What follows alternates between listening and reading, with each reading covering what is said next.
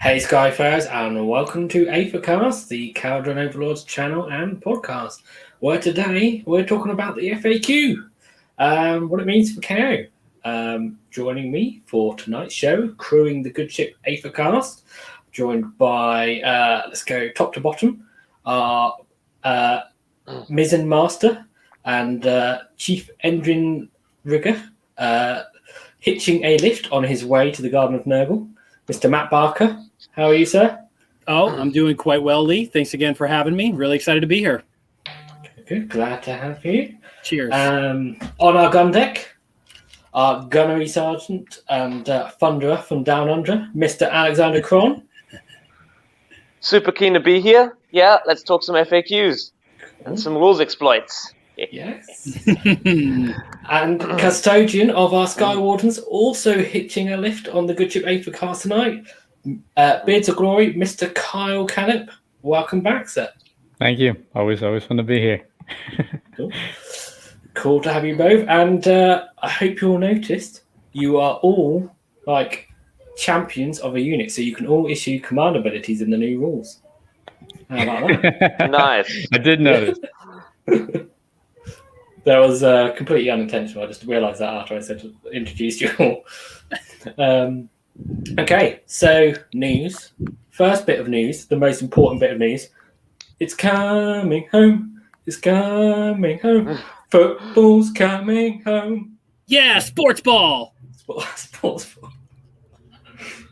What kind of football we Which what? football? Proper football. The only The football. important one or the one that everyone else plays? The one that everyone in the world plays other than America. That's And a shame. Canada, I don't know. Aussie Maybe. rules football. Aussie rules football. AFL's doing great. I think the Crows beat Brisbane the other yesterday. That was unexpected. No, the proper football. Okay. Yeah. Yeah, whatever. England won 4-0. We're going to the semi-finals. It's cool. That's the news. Other news. The Warhammer preview today. Oh yeah, Stormcast and Swampy Boys. Swampy Boys. I've never Crocodiles. been the biggest Stormcast aesthetic guy, but man, those Stormcast models made me eternal curious because they were pretty awesome. They were pretty sweet models. They were. They seem, from what I can see, it's a very elf Stormcast. You've got these. They're armed very similar to elves. You've got the two-handed sword guys like Lumineth have, and bow and sword like Shadow Warriors. It's very elf inspired. Yeah, they look a bit. I don't know. Had a wandery. Yeah. What was that? What was that little hoop and on a stick in front of the orc monster, the marsh crawler or whatever? Was that like a carrot on a stick? But they put some poor soul in there, and he's like the bait to move the monster forward. Is that what that was? That was incredible. No, is that the one that looks a bit like Dobby from Harry Potter, but with fangs? Like Yeah, it's the like freaking the Dobby head. monster, man. I'm not going to see that. Does something Dobby's got the worst timeline for him.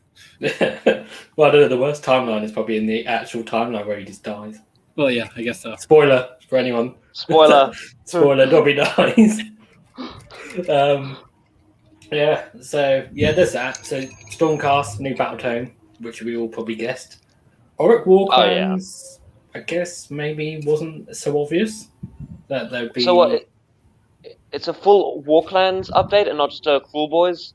Yep. Yeah, so... Cool Boys aren't getting their own book. They're, 4 armies in one book. 4 in one book. Well, I think we're about to hit... Dwarves are about to hit 3 armies in one book. Mm-hmm. Well, and they said that there's going to be a Chaos Battle Tome in October, which, I'm hoping for a new Nurgle book. Do you think it Could would be a new, or Beast of Rapid Chaos. Arbitration update or something? I thought maybe probably Beast of Chaos, because while Nurgle does have the oldest book, Beast of Chaos probably has the worst book. So Yeah. It really depends on where they want to go. There's a couple of janky things you can do in the Nurgle book because it's such an old battle tome, but I think if I'm being unselfish and just wanting a new battle tome for myself, Beasts of Chaos deserve it more than anybody, even more than Sylvaneth. Or will we get Chaos Dwarves? Can you imagine if are they gonna like soup every faction into one super? Like okay, Chaos, you're all getting one book. All dwarves you're getting one book. Elves you're getting one book. Maybe. No, that'd be putting what Umbraneth, Daughters of Cain, Ideneth, and Lumineth in one book. But the funny thing is, makes sense. No. Is like Auric Warcrans just leaves like Sons of Behemoth and 2 models out there, and then I guess Stonewalls and stuff. Yeah, it's a bit of a shame that they have 4 armies in there and then it's just one. But I also get it, like, we're not. Here's 4 different flavors of orcs. Yeah. As 4 different books. Kind of weird, maybe, I don't know. But you could say the same thing for dwarves. I don't know. Yeah. Matt, are you still there? Because we've lost your camera and you're muted. You can't tell us if he's there or not. He's gone. We've lost Treeman. Yeah. He's been taken by the forces of Nurgle. Has anyone played a game of 3rd edition yet? I've played several. I think I've lost count. Wow. Okay. I played 10 or 12. I don't know. I played so many of them. Anything you're finding in the new edition, and like any weird things or like tips and tricks that's working and not working? I feel like you need 2 monsters. I feel like you need to have the freaking Hunters of the Heartland or whatever. The Heartland. Yeah. So getting stomped on, like getting your heroes stomped on, is really, really brutal. Not being able to audit defense when you get charged by a monster. So I've been playing against Ogre, Beast Call Raiders. So everything's a monster. They'll have lots of monsters. Yeah. I've played Sons of Behemoth, which is terrifying now. It's all monsters. I played the new Thunder Lizards, where everything is a monster. And, let's see, what have I not played that was all monsters? The Slaanesh now, if you're playing a noodle fight with Slaanesh, it's just terrifying. Like if you don't kill, I usually every time I play, I'll play a different army. I'll just like tell my opponent to roll a d6 and I'll play a different one. So I've gotten to play a bunch of different armies, and then play against a bunch of different armies. So I've seen quite a lot of things so far. The secondaries, like if you miss one turn of secondaries, it's kind of nuts. So you guys going into 3.0 should really read what those are and make a note of like how to score them. Have a plan for when you score them. The good thing about KO in that regard is that we can very consistently make those. But in situations where I have armies that are not very mobile, like Fire Slayers, it can be very difficult sometimes to make some of those. So yeah, it's very different. I run out of CP every single turn. You got to use them like you're using Aether Gold. Oh yeah. Make sure you don't forget that they exist. It's a lot of fun. Just monsters are scary. Okay. What Monsters about are very scary. Grand strategies? Because obviously that's quite important as well, because it's worth 3 victory points. You said which one do I take, or? Yeah, and how have you found it? So with KO, it's almost always the one that keeps your battle line alive. Really? For certain other factions, like all monster factions, sometimes taking the monster ones are not actually great. Like, I need to have a monster alive, because it's like, well, your opponent needs to kill these guys anyway. So I don't know. I've kind of mixed feelings about them, because all of the grand strategies basically say don't get tabled. So you can't really achieve them if you lose, and it's like, well, that's, it'd be nice if some of them weren't just don't die. Well, there's some of them that KO sort of they can't take very easily. Like, unless you go unless you use allies, you can't have a priest unless you do either allies or something else weird that you don't have a monster. And I don't so even there's know a if few- that's a good one. Like, you don't take the priest one unless you have like 4 priests, No, because exactly. you take a rune priest and maybe you take a guy on a magma draw. You have 2, and it's like, okay, I can nullify my opponent's grand strategy by killing 2 models. Yeah. I mean, well, I'm just saying it's just you can just rule them out straight away because. Oh it's yeah, just like, 100%. I get you. I don't know. And then there are others where you kind of like, oh, that one looks like we could do that one quite easily, but then they have like a double-edged sword, like the general one. Yeah, like Vendetta. You have to kill them, don't die. Sometimes it's fantastic, but like if any situation where your boat dies, not only do you lose the game, but you lose your grand strategy, right? Like, so Yeah. I don't Or know. you come up against like Daughters of Cain and they've got Marathi, and it's like, oh, she's your general, is she? Right. No, you can kill as any of the generals. So Yeah. in case of Marathi, luckily there's like 3 of them because No, isn't it the general that is picked during army construction that you have to? Isn't it chosen general that you have to defeat? oh, I have to look at that. If so, then I've Yeah. been playing it wrong this whole time. There's a lot of Oh, there's a vampire general, I feel heroes. There's a lot of vampire heroes that can have generals. So like they could have essentially like 3 or 4 generals on the board at once. Which makes cut off the head really easy because it's like, oh, just to kill one of them.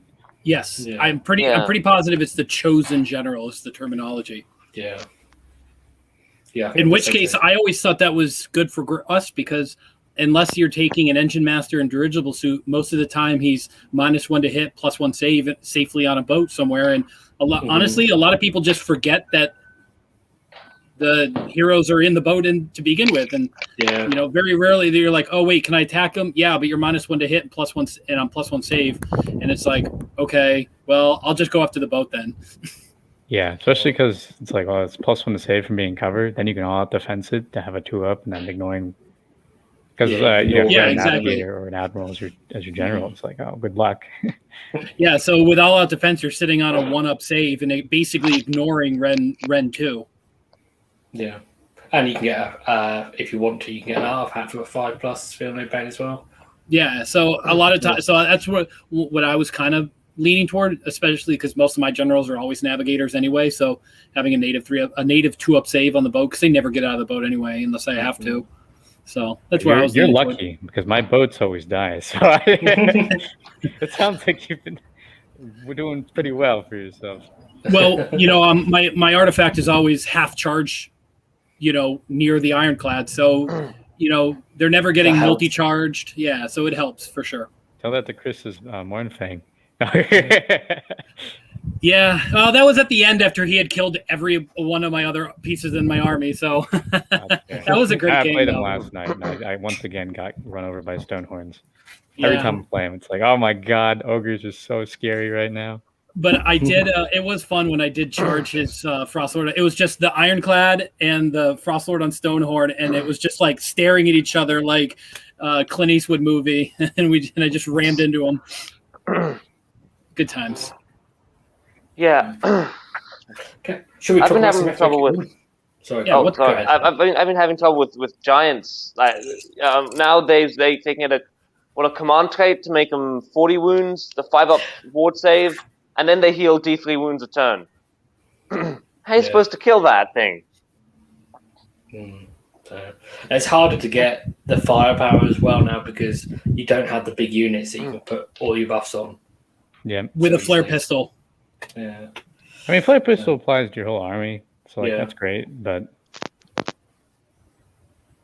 usually, I'm not shooting with more than the Ironclad every time that I've played KO in 3.0 so far. I mean, I like your list. I would change maybe like one thing. Like I wouldn't have the Aether wings. I'd probably have an admiral. But like, it needs some massaging. But I'm glad that somebody likes it out there. That makes one person, including myself. Damn. Should we hop into it? All right. Yeah. What the fact? Yeah, what the fact? Let's talk about FAQs. So, first things, Barrett Nar. They basically cover. This is actually from the core rules FAQ. So sometimes a model will receive command points only at the start of the first battle round, or only once during a later round. Are these command points lost at the end of the battle round? And the answer is unfortunately yes.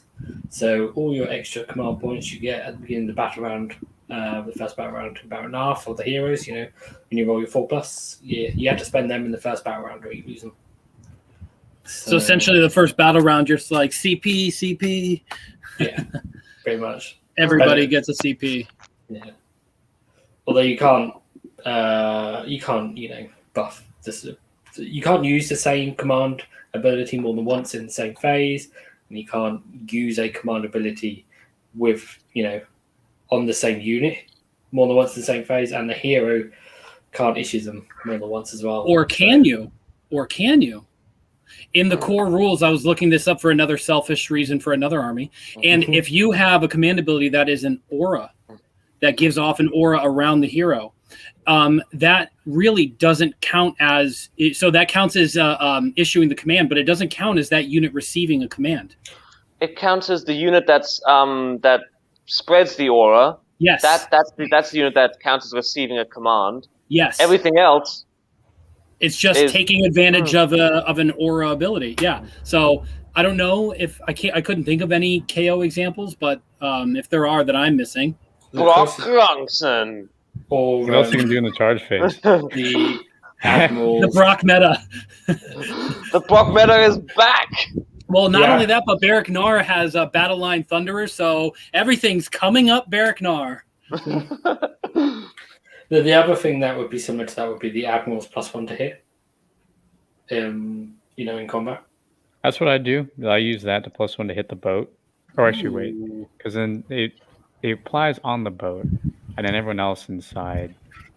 The boat itself can't have defense after that, which is unfortunate because it goes on the boat. And I think wouldn't that count as an aura ability? The Admirals? No, because you target the boat. It's a target. Not like I think. Not every unit within X range. Yeah. There's an important thing to note about this, so that these units can't receive this command ability if they've already received one. There is an FAQ on that, on these generic aura ones. Yeah, I remember hearing something about that when I brought up Catacross, and they're like, yeah, so you can't receive more than one in the command phase. And it's like, well, it doesn't matter because there's no other command abilities using the command phase. So it's niche situations where that's going to happen. I can't think of any off the top of my head, but I guess you do have to realize you can't receive an aura and a buff at the same time if it's issued in that phase. Although the aura lasts until the phase that you actually kind of care about it, so I don't think it usually matters. Yeah, I don't know. There's a big thing about command abilities in the FAQ, which, to be honest, I skip past a bit because we don't. Don't really use them. Our old command abilities are all a bit like. But Sicko Mirage in the chat says that there's one where they use Manfred as an example, which would make what you said incorrect, Matt, apparently. I don't know. We'll check that at some point. Let's move on. I do want to say one thing about that one real quick. So, like, anyone who's wondering what do you use this for, you run forward, and then you, once you're actually standing in the place you want to, then you're going to unleash hell. And then you're probably going to all-out defense. And then you're probably going to all-out attack when you're shooting with a 4th unit. And then, there's actually a lot of things you're going to be doing in the first turn when you're Barrack Nar. Probably, especially if you're going second. So having the extra CP, and then you might auto pass battle shock. That's 5, and then you might want to charge something with a boat. That's 6.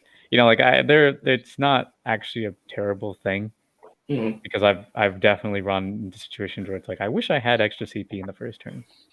Yeah, the other thing is on a 4+. Yeah. So you might not actually get that many anyway. You got at most 6 heroes. So getting 1 or 2 is actually pretty big. It's kind of what I'm trying to say here. You have a strong first turn.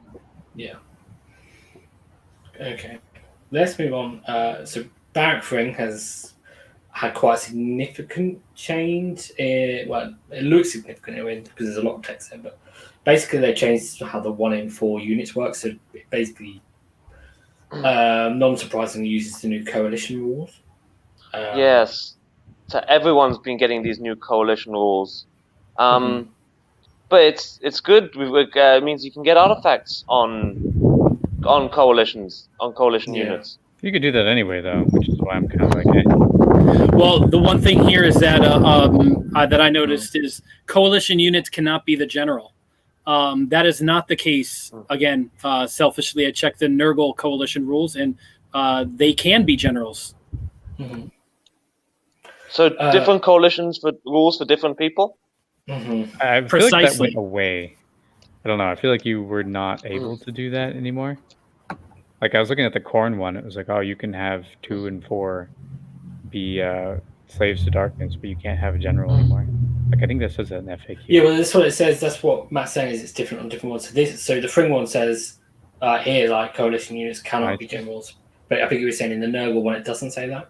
Right, because I'm interested in using a Vermin Lord Corruptor as the general for my Nurgle army. That's fair. Okay. The really interesting thing about this is because before it was just Duardin units.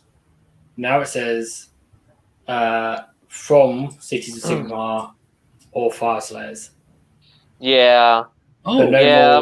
My poor Hell Cannons. No more Gotrek either. Or what about Stormcast? What about Stormcast? Well, you have Stormcast as allies. Like, you couldn't bring them in. They don't have the Duardin keyword anyway, do they? But so you can still have Gotrek as an ally, but you can't bring him in. Doesn't have any of those keywords, does he? He's not a city unit. Yeah. So you can still bring him in as an ally, but you can't have him in as one as your 1 in 4. Well, they didn't actually put Cities of Sigmar in the keyword bold, though. Oh, no. But it says... That means you can't take Gotrek and the Prime anymore.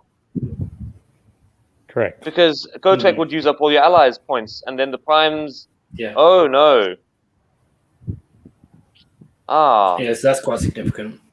That would be very significant.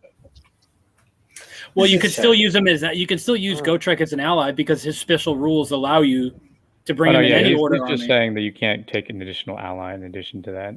Oh, you can't take Gotrek and the Celestin Prime anymore. Yeah, which was like a big smashing, a big smasher kind of list that people were throwing around. Yeah. The Prime went up like 30 points anyway. I'm not sure he's. Yeah, but Gotrek went down like 80. I mean, the Prime was 300 points. He went up 25, so he went up less than 10%, and a lot of stuff went up, like 10 or 15%. So fair. I mean, he basically stayed the same. So wait, is there coalition rules in the core rulebook that say anything like specifically? No. It's in the General's Handbook. It's in the General's Handbook. Yeah. And then does that say? So can we take battle line Longbeards? No. They don't count toward your minimum battle line, but they still have the battle line battlefield role. Does that say that in the general handbook or in the GHB? Okay, because it doesn't say that here anymore. Because it used to say that here. Right. So they got rid of that. But so they would still have the battle line keyword, so whatever, or the battlefield role for whatever that's useful as, but they wouldn't count as your minimum battle line. Got it. So it means that they could be reinforced twice, basically. Yes. Which is important. And then you can also score for better valor, which is not called that anymore. Yeah. But they don't... Yeah, you can't have 2 units of Arcanauts and then 1 unit of Volkite Berserkers to do your battle line, though. And so the other important thing here is that we no longer get the Barracks Ring keyword for any of these allies, which is really a shame. I apologize to anybody who I convinced to buy hammers because I just bought $100 worth of hammers. Oh man, that's such a womp womp womp moment. It is. It really is. So you don't get the Barrack Ring keyword, which means you don't get any of the Allegiance abilities. Correct. No reroll ones to hit. You want to have them in here in the first place, right? That's really a shame. Then what's the? Oh no, Max is going to be devastated. Yeah. So I was looking at it. I'm like, okay, you can't take hammers anymore. You could.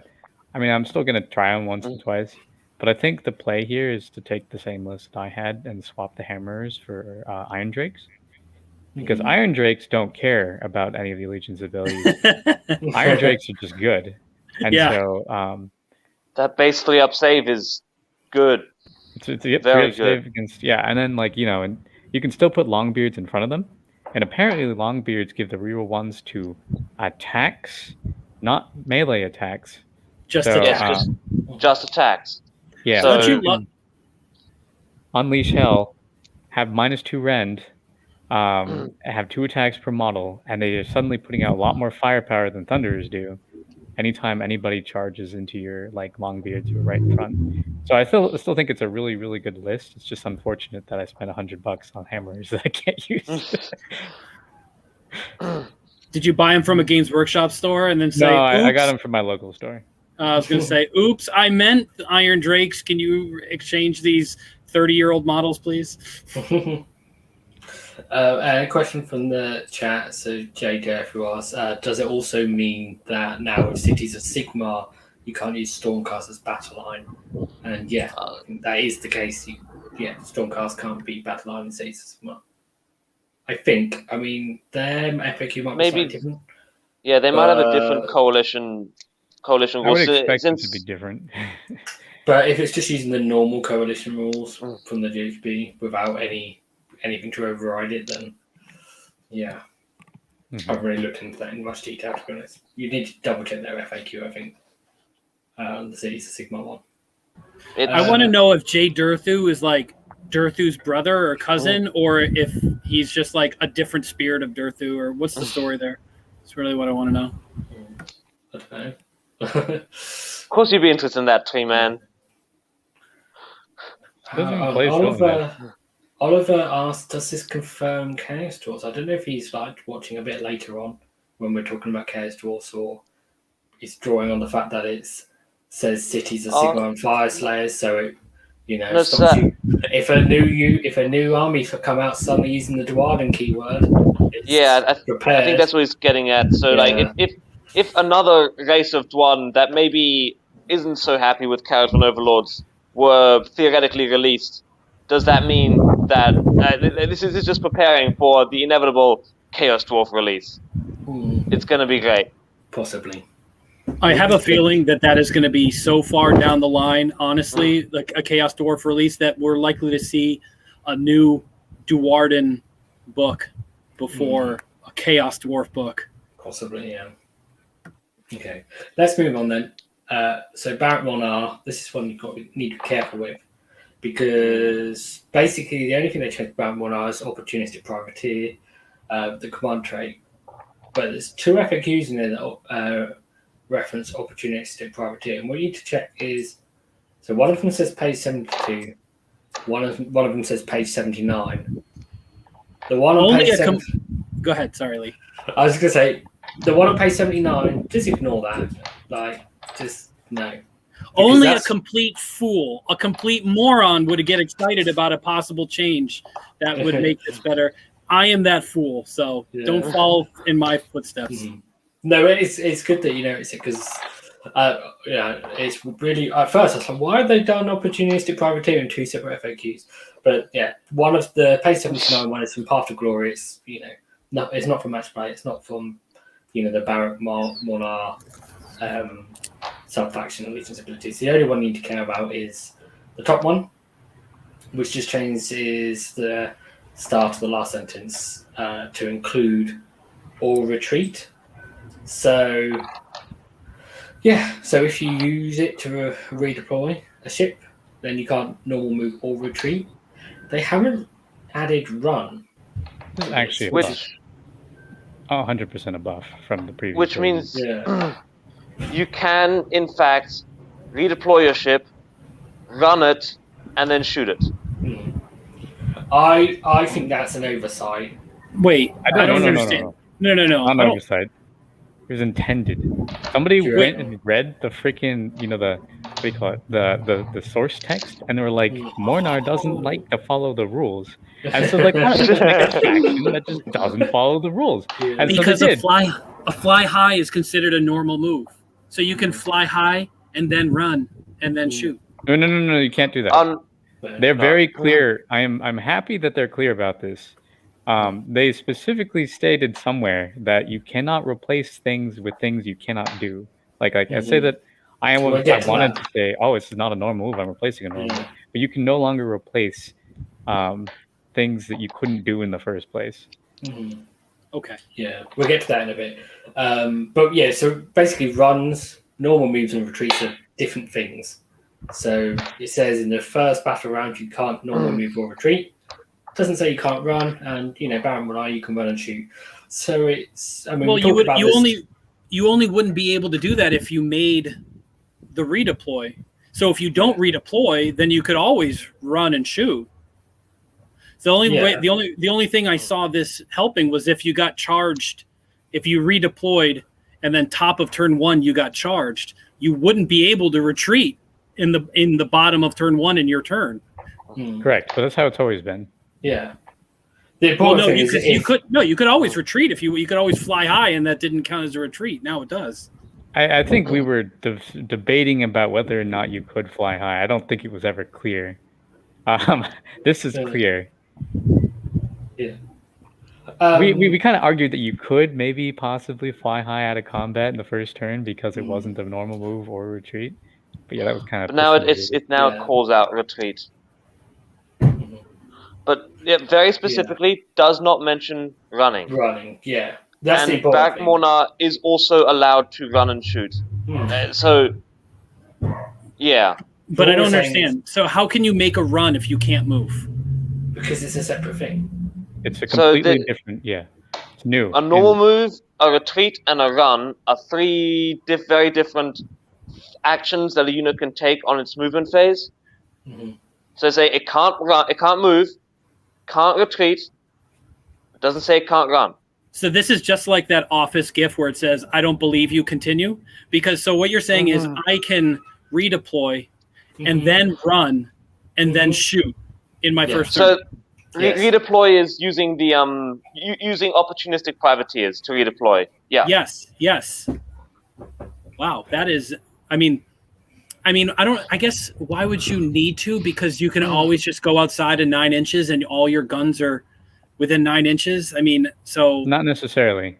There are a lot. Yeah. All of our heroes, save for the navigator, are going to be 9-inch weapons that are going to be outside of range. An extra 6 inches past the screen as well.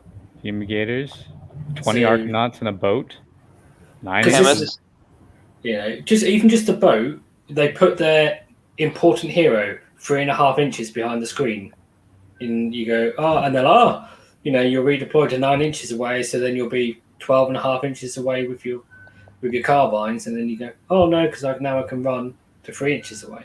And then the other thing you have to think about here is, you might be thinking, why would I need to run at all if if I redeployed? You might not always get the first turn. So the fact that you have the ability to move, if you're say that I was going, I did, because I'm probably not going to make a very small list. I take something, I put my ironclad down, and I'm like, okay, so you're going to tell me if I get first turn or second turn. I have a plan if I go first. I have a plan if I go second, because if they come to me, I can, do the stav, do the redeploy, do the unleash hell, and then if I have 20 thunders in the boat, then I'll, that would be unleash hell, and then the last word, moving backwards. But if they give me first turn, I'm not just sitting there going, I'm not in range of anything. Now you can run forward and then make them regret their decision. So this is really great because this just offers us utility. Whereas before, beautiful. Yeah, before I never moved. I didn't actually do the fly high thing because I didn't want to argue with anybody.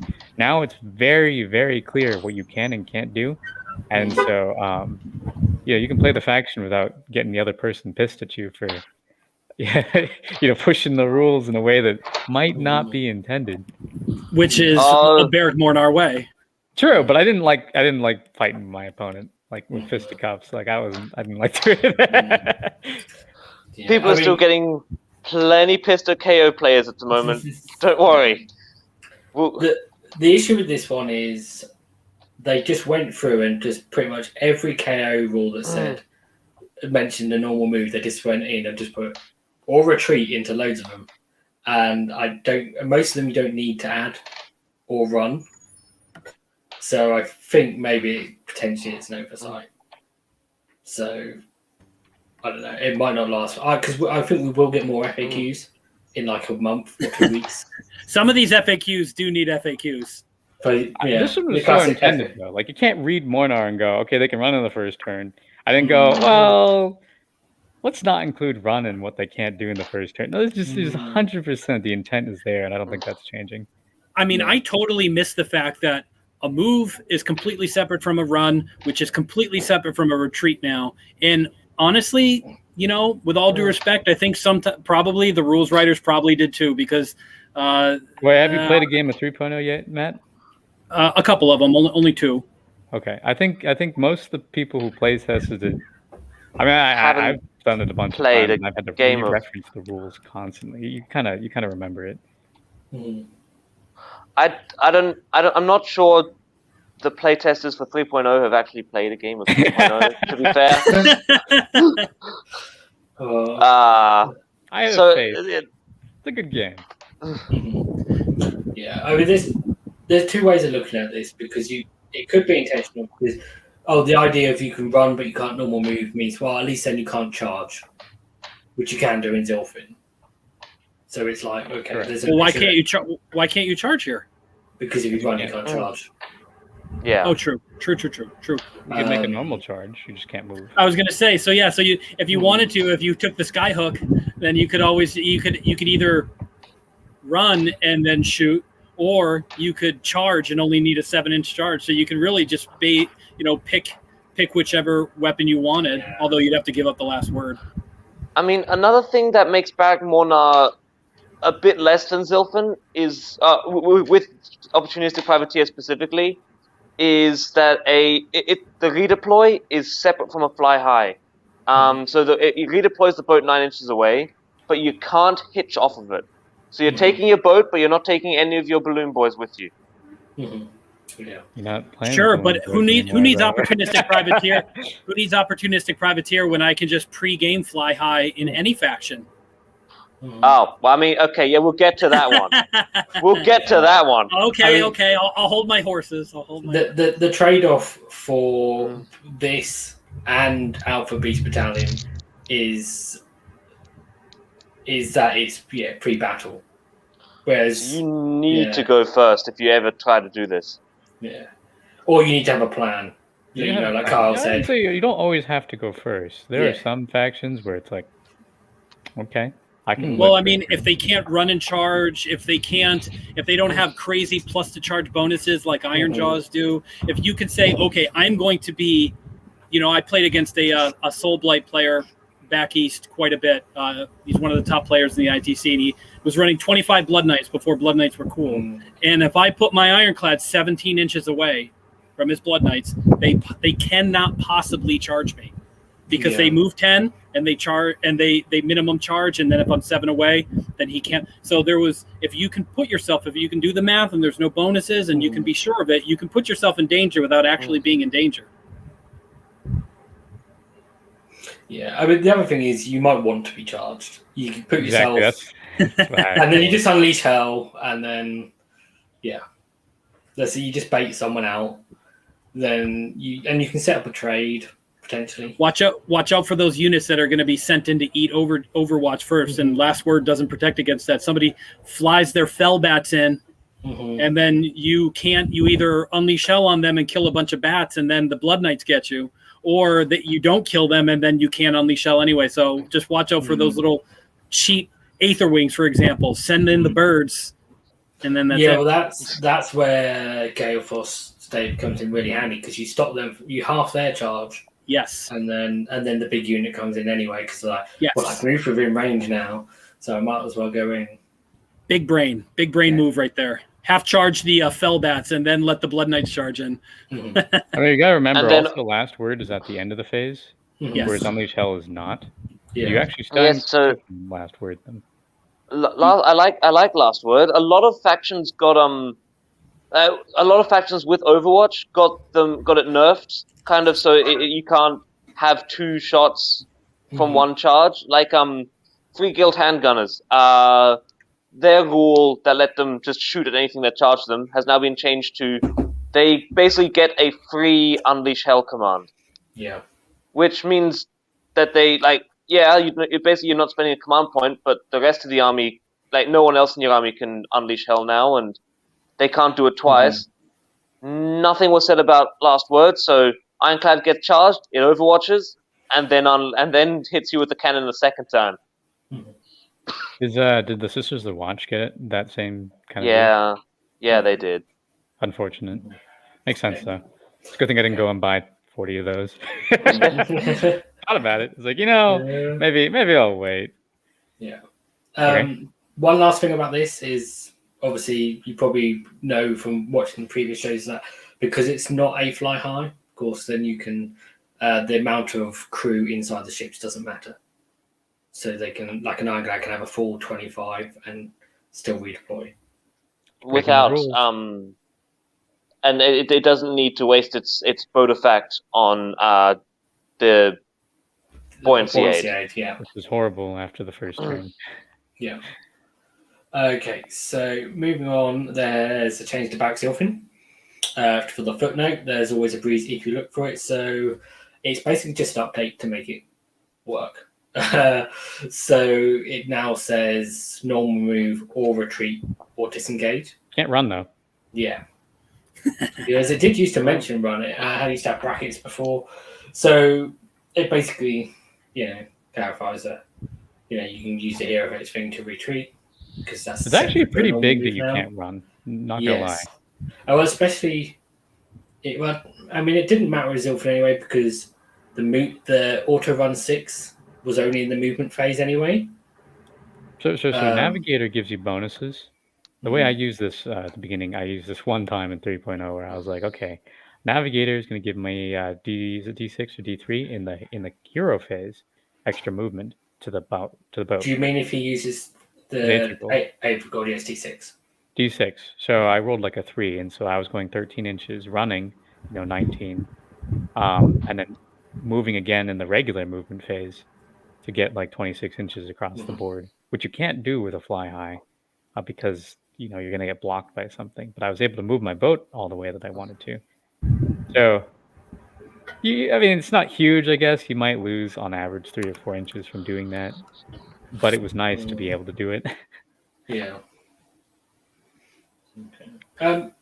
So this is kind of a minor change, really. It's just they've reworded it just to fit the new rules. Doesn't really have any massive impact on the games.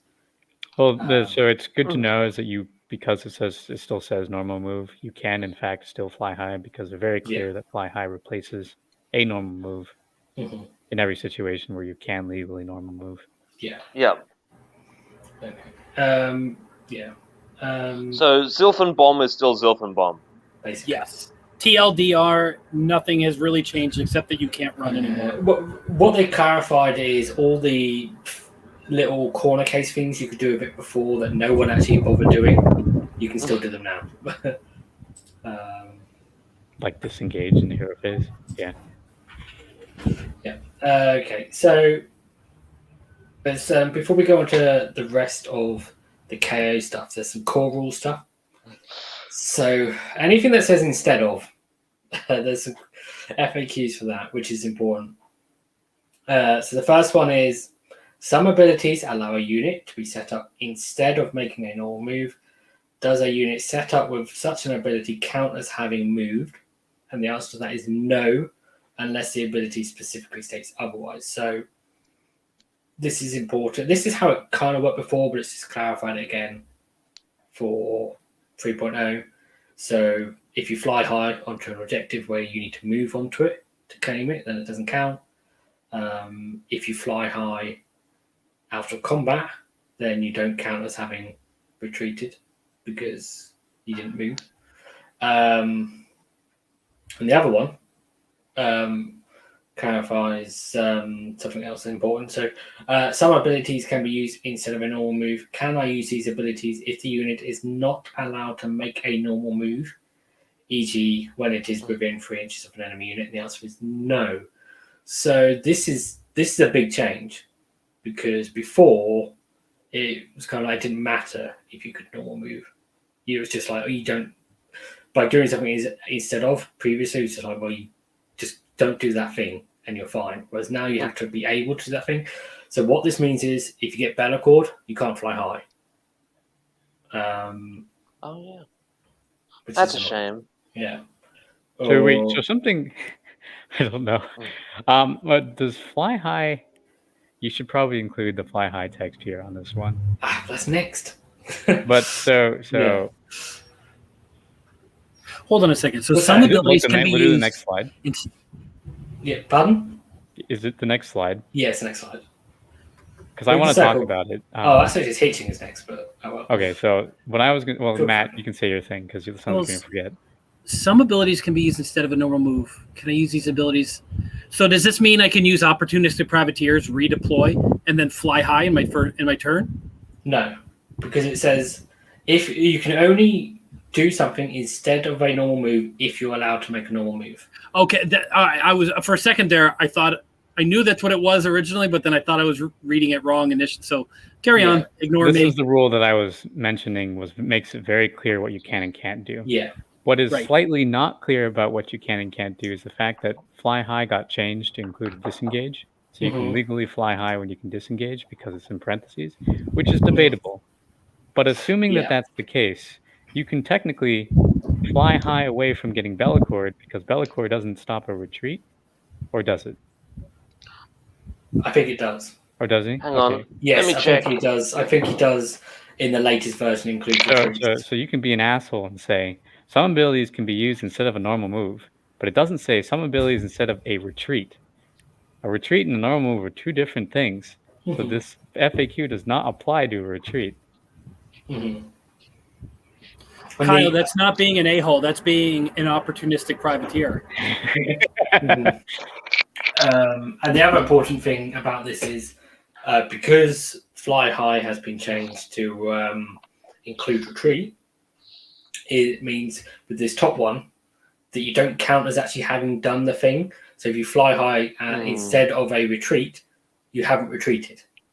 So Bellacord says you cannot. The 3+ that unit cannot move, shoot, fight, use command abilities, chant prayers, attempt to cast spells, attempt to dispel and dispels, or attempt to unbind spells in that phase. So it says cannot move. So you can fly high because it's not a move. Bellacord might have gone FAQ'd. He might have just been You have FAQ'd. to move to be able to fly. Like you need to be able to do the normal move. Isn't that a core rulebook FAQ saying you can't do one instead of if you can't perform that action? Correct. Yes. We're looking right at it. So if you can't move, right on the screen. Right. Yeah. No. So my argument was specifically that this says instead of a normal move, but I'm doing instead of a retreat because my fly high is replacing a retreat. But a retreat is still a move. You can disengage. No, it's not. It's different. Bellacord says it is a move. But Bellacord doesn't say normal move. Bellacord just says move, and the three types of move are retreat, run, and normal move. Correct. I thought you said normal move. Yeah, you're right. So you're right. Yeah, he just says move. My comment is more about I was gonna say, you can argue that you can fly high away from a non-flying enemy because you are disengaging and flying away, and then say my fly high was not instead of a normal move, and so therefore I can charge. But that if you ever made that argument, you would be referencing two rules that are completely contradicting each other. If you said you apply to one but don't apply to the other, and your opponent probably has every right to punch you in the face at that point. No, because whether they fly or not doesn't matter. Because you could just say you're flying high instead of a retreat, and then this top one then basically says you haven't done a retreat. No. So here's the problem. Here's the exact problem with that. You can say the second one instead of a normal move. So the second one says you cannot teleport away from combat. Is what the second one says, correct? And the second one says that you can't do something instead of something that you can't do. Okay. Correct. Well, I was just kind of paraphrasing it, but yes, specifically. So you can fly high out of combat. You just can't charge back in, we can shoot if we can disengage. No, that's probably what we're going to get to. But I was going to say that, let's say that you in normal situations, most people cannot teleport out of combat in colloquial terms. But if you say that, then the first one says a normal move, something where you teleport doesn't count as a move. But if you say that my fly high replaced a retreat, then you can't also apply to the first rule, because the first rule applies to not a retreat; it applies to a normal move replacement. Well, I mean, the thing is with this one is what you can do is you basically say that's a precedent that if you do something instead of a retreat, you haven't counted as you're not retreating. It's not instead of retreat. It doesn't say retreat. It says normal move. So you know what I'm saying? Like, you could be really stickler on the second one and say that I can fly high away, but if you're not a stickler on the first one, then you're just not being consistent. Well, this depends on how you take FAQs for precedence. Whether you say, well, this FAQ, this top one, literally only counts for things instead of a normal move, or whether they count for any.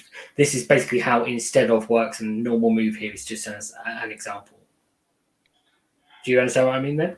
Like, I do, but then basically then this FAQ also applies applies the same thing. Anything. The second one is also a precedent saying that instead of, well, I guess no, for us, then KO specifically overrides that. So yeah, because you could argue either way. Ignore all restrictions. Hashtag. So the takeaway for me from these two is the top one is saying that when you do something instead of something else, you haven't done the thing. Okay, and then the second one says you need to be able to do the thing.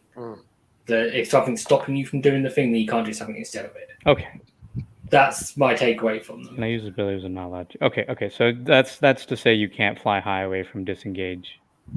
You can't use a fly high to replace a disengage if you couldn't disengage in the first place.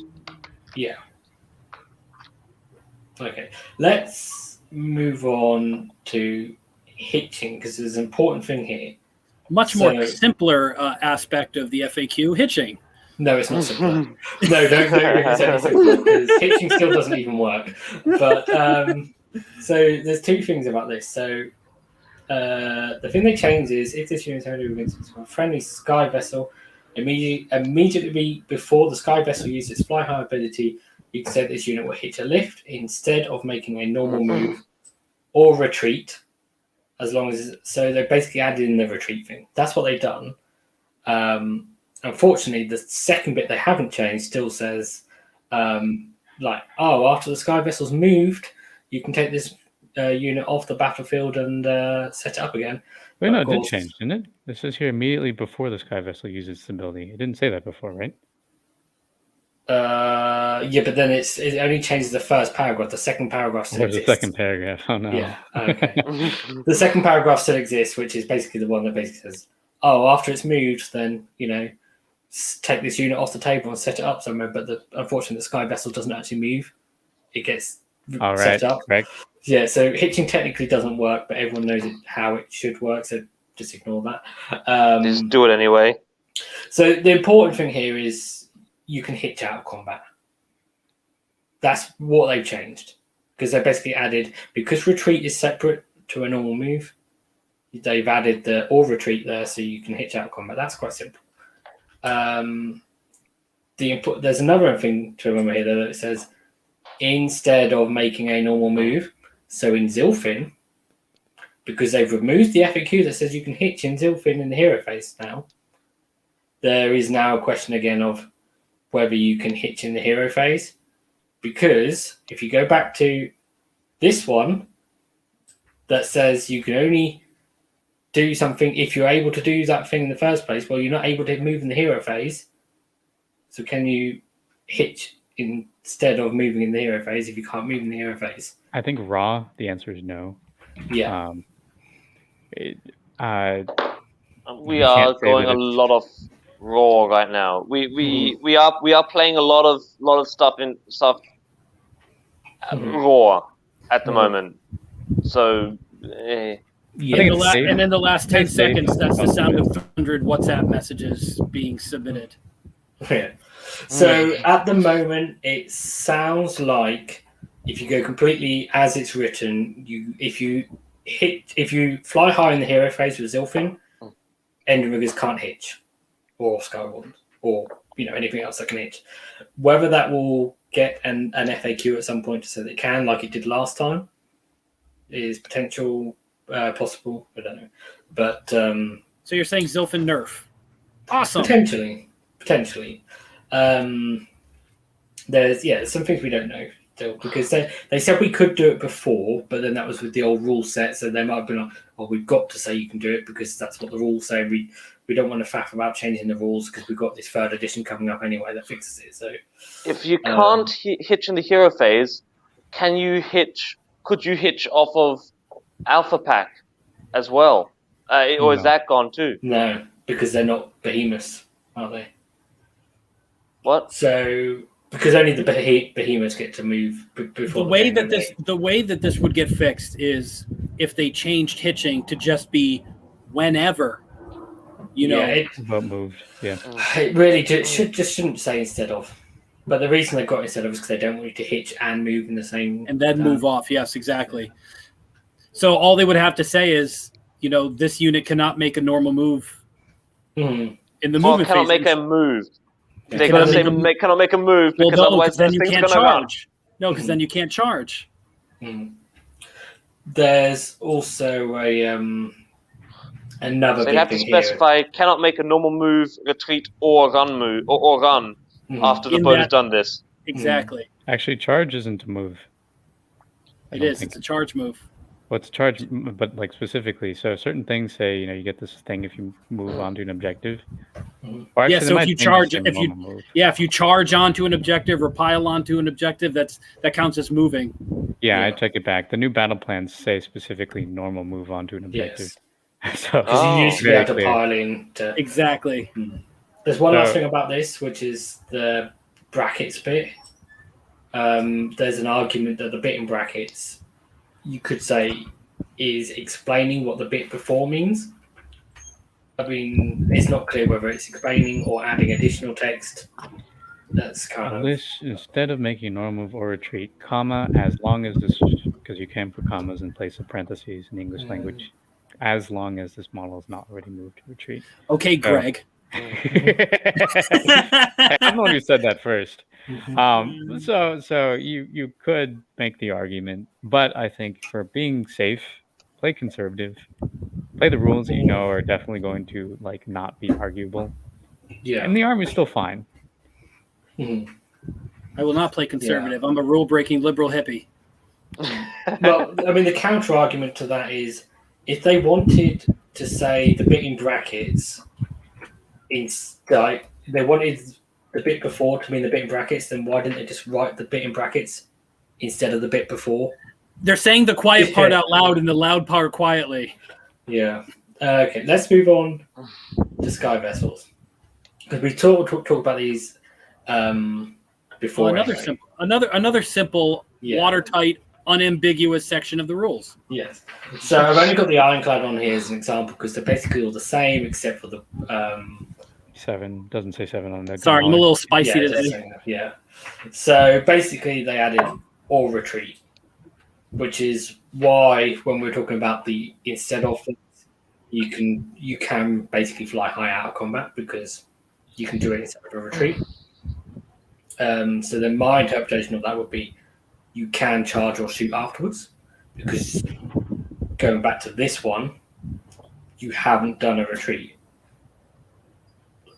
Up for debate. Don't know if you guys, do any of you guys disagree with that? I mean, I already disagreed earlier, but I agree with you. So I mean, I'm kind of like just playing devil's advocate when I say that I don't want to do it like that. Yeah. I agree.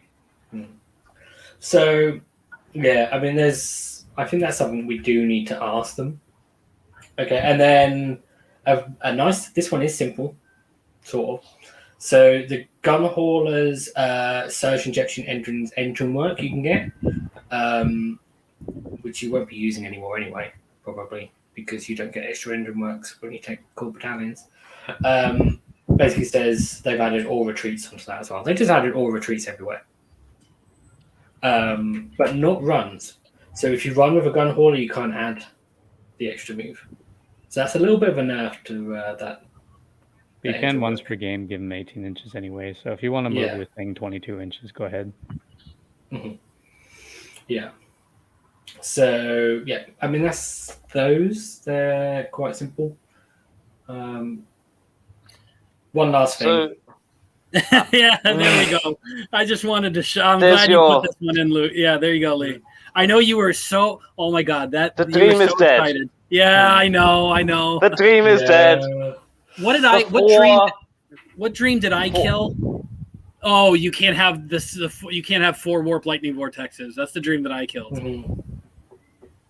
Mm-hmm. Now you can't have a warp lightning vortex, summon a warp lightning vortex, and a chaos sigil, and a stormcast comet, and all that in one turn. Just 4 demon rifts. Yeah, 4 demon rifts. So yeah, you can't duplicate artifacts of power, which is how it always used to work. The poorly principal in the chat says, anyone want to buy 4 warp lightning vortexes? I actually don't own one, so I'm kind of. So you buy one. You gotta get one. You gotta have one. Okay. That was a great day, though. This one is quite simple. I didn't get any work done that day because I was like, So I mean, something related to this is all endless spells have had a new war scroll, pretty much. I don't think there's an endless spell that hasn't. We haven't got time to go through them all. It'd just be ridiculous. I mean, what one of them doesn't have a new war scroll. Which one?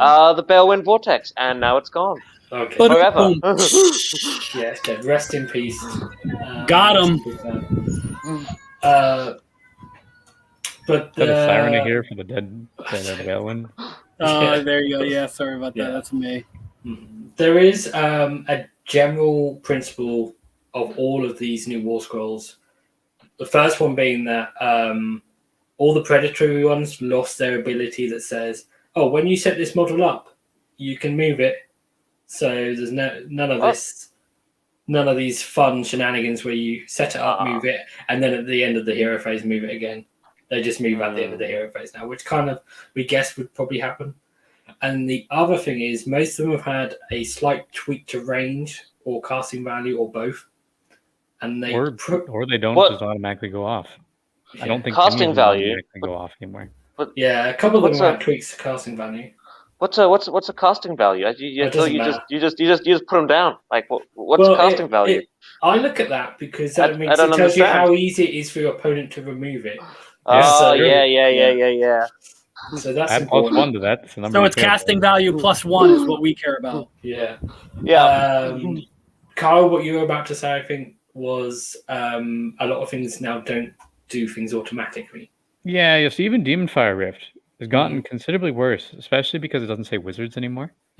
Thank God for that, because as a Sylvaneth player, I was like, oh my God, every time someone drops this on a forest, everyone dies. Same thing, but like if you're on the receiving end, when you're playing KO now, you don't just die automatically. Because back when I used to, my horror stories of Viva Loca back in the beginning of 2020 was when there's Bellicor and Kairos who would summon 4 Signless spells, drop Demon Fire Rift right at the end, and then run over your Ironclad with that in the Gemnids.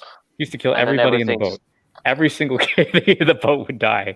Oh, Kyle, I played it at LVO in 2019, round 1. I played against a Tzeentch player who had 9 endless spells, including a Demon Rift in his list. And even the Malevolent Maelstrom for 10 points, or the Suffocating Gravetide for 30 points. So it was a thing that really sucked. Yeah, so I'm glad they nerfed that. But so the point is actually, I'm not really super hyped for taking endless spells. It's good that they activate twice now, and some of them are actually fantastic, but they are really expensive.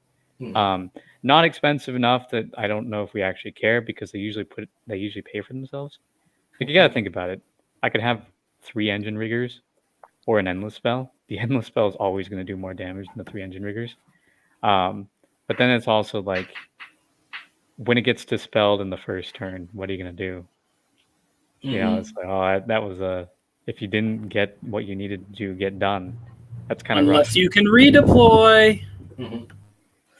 Well, I mean, not even that. You don't even always use the endless spell in the first turn. Like, of course, while it's nice to be able to do it, sometimes it's actually not a bad idea to do it in the second or the third turn. Well, in some of the endless spells, they have enough range where you don't even have to leave your deployment zone to fire it off, especially with a shorter board. It's true. So yeah, so a lot of things now go off on a 2+ is the thing, or some of them are like 4+.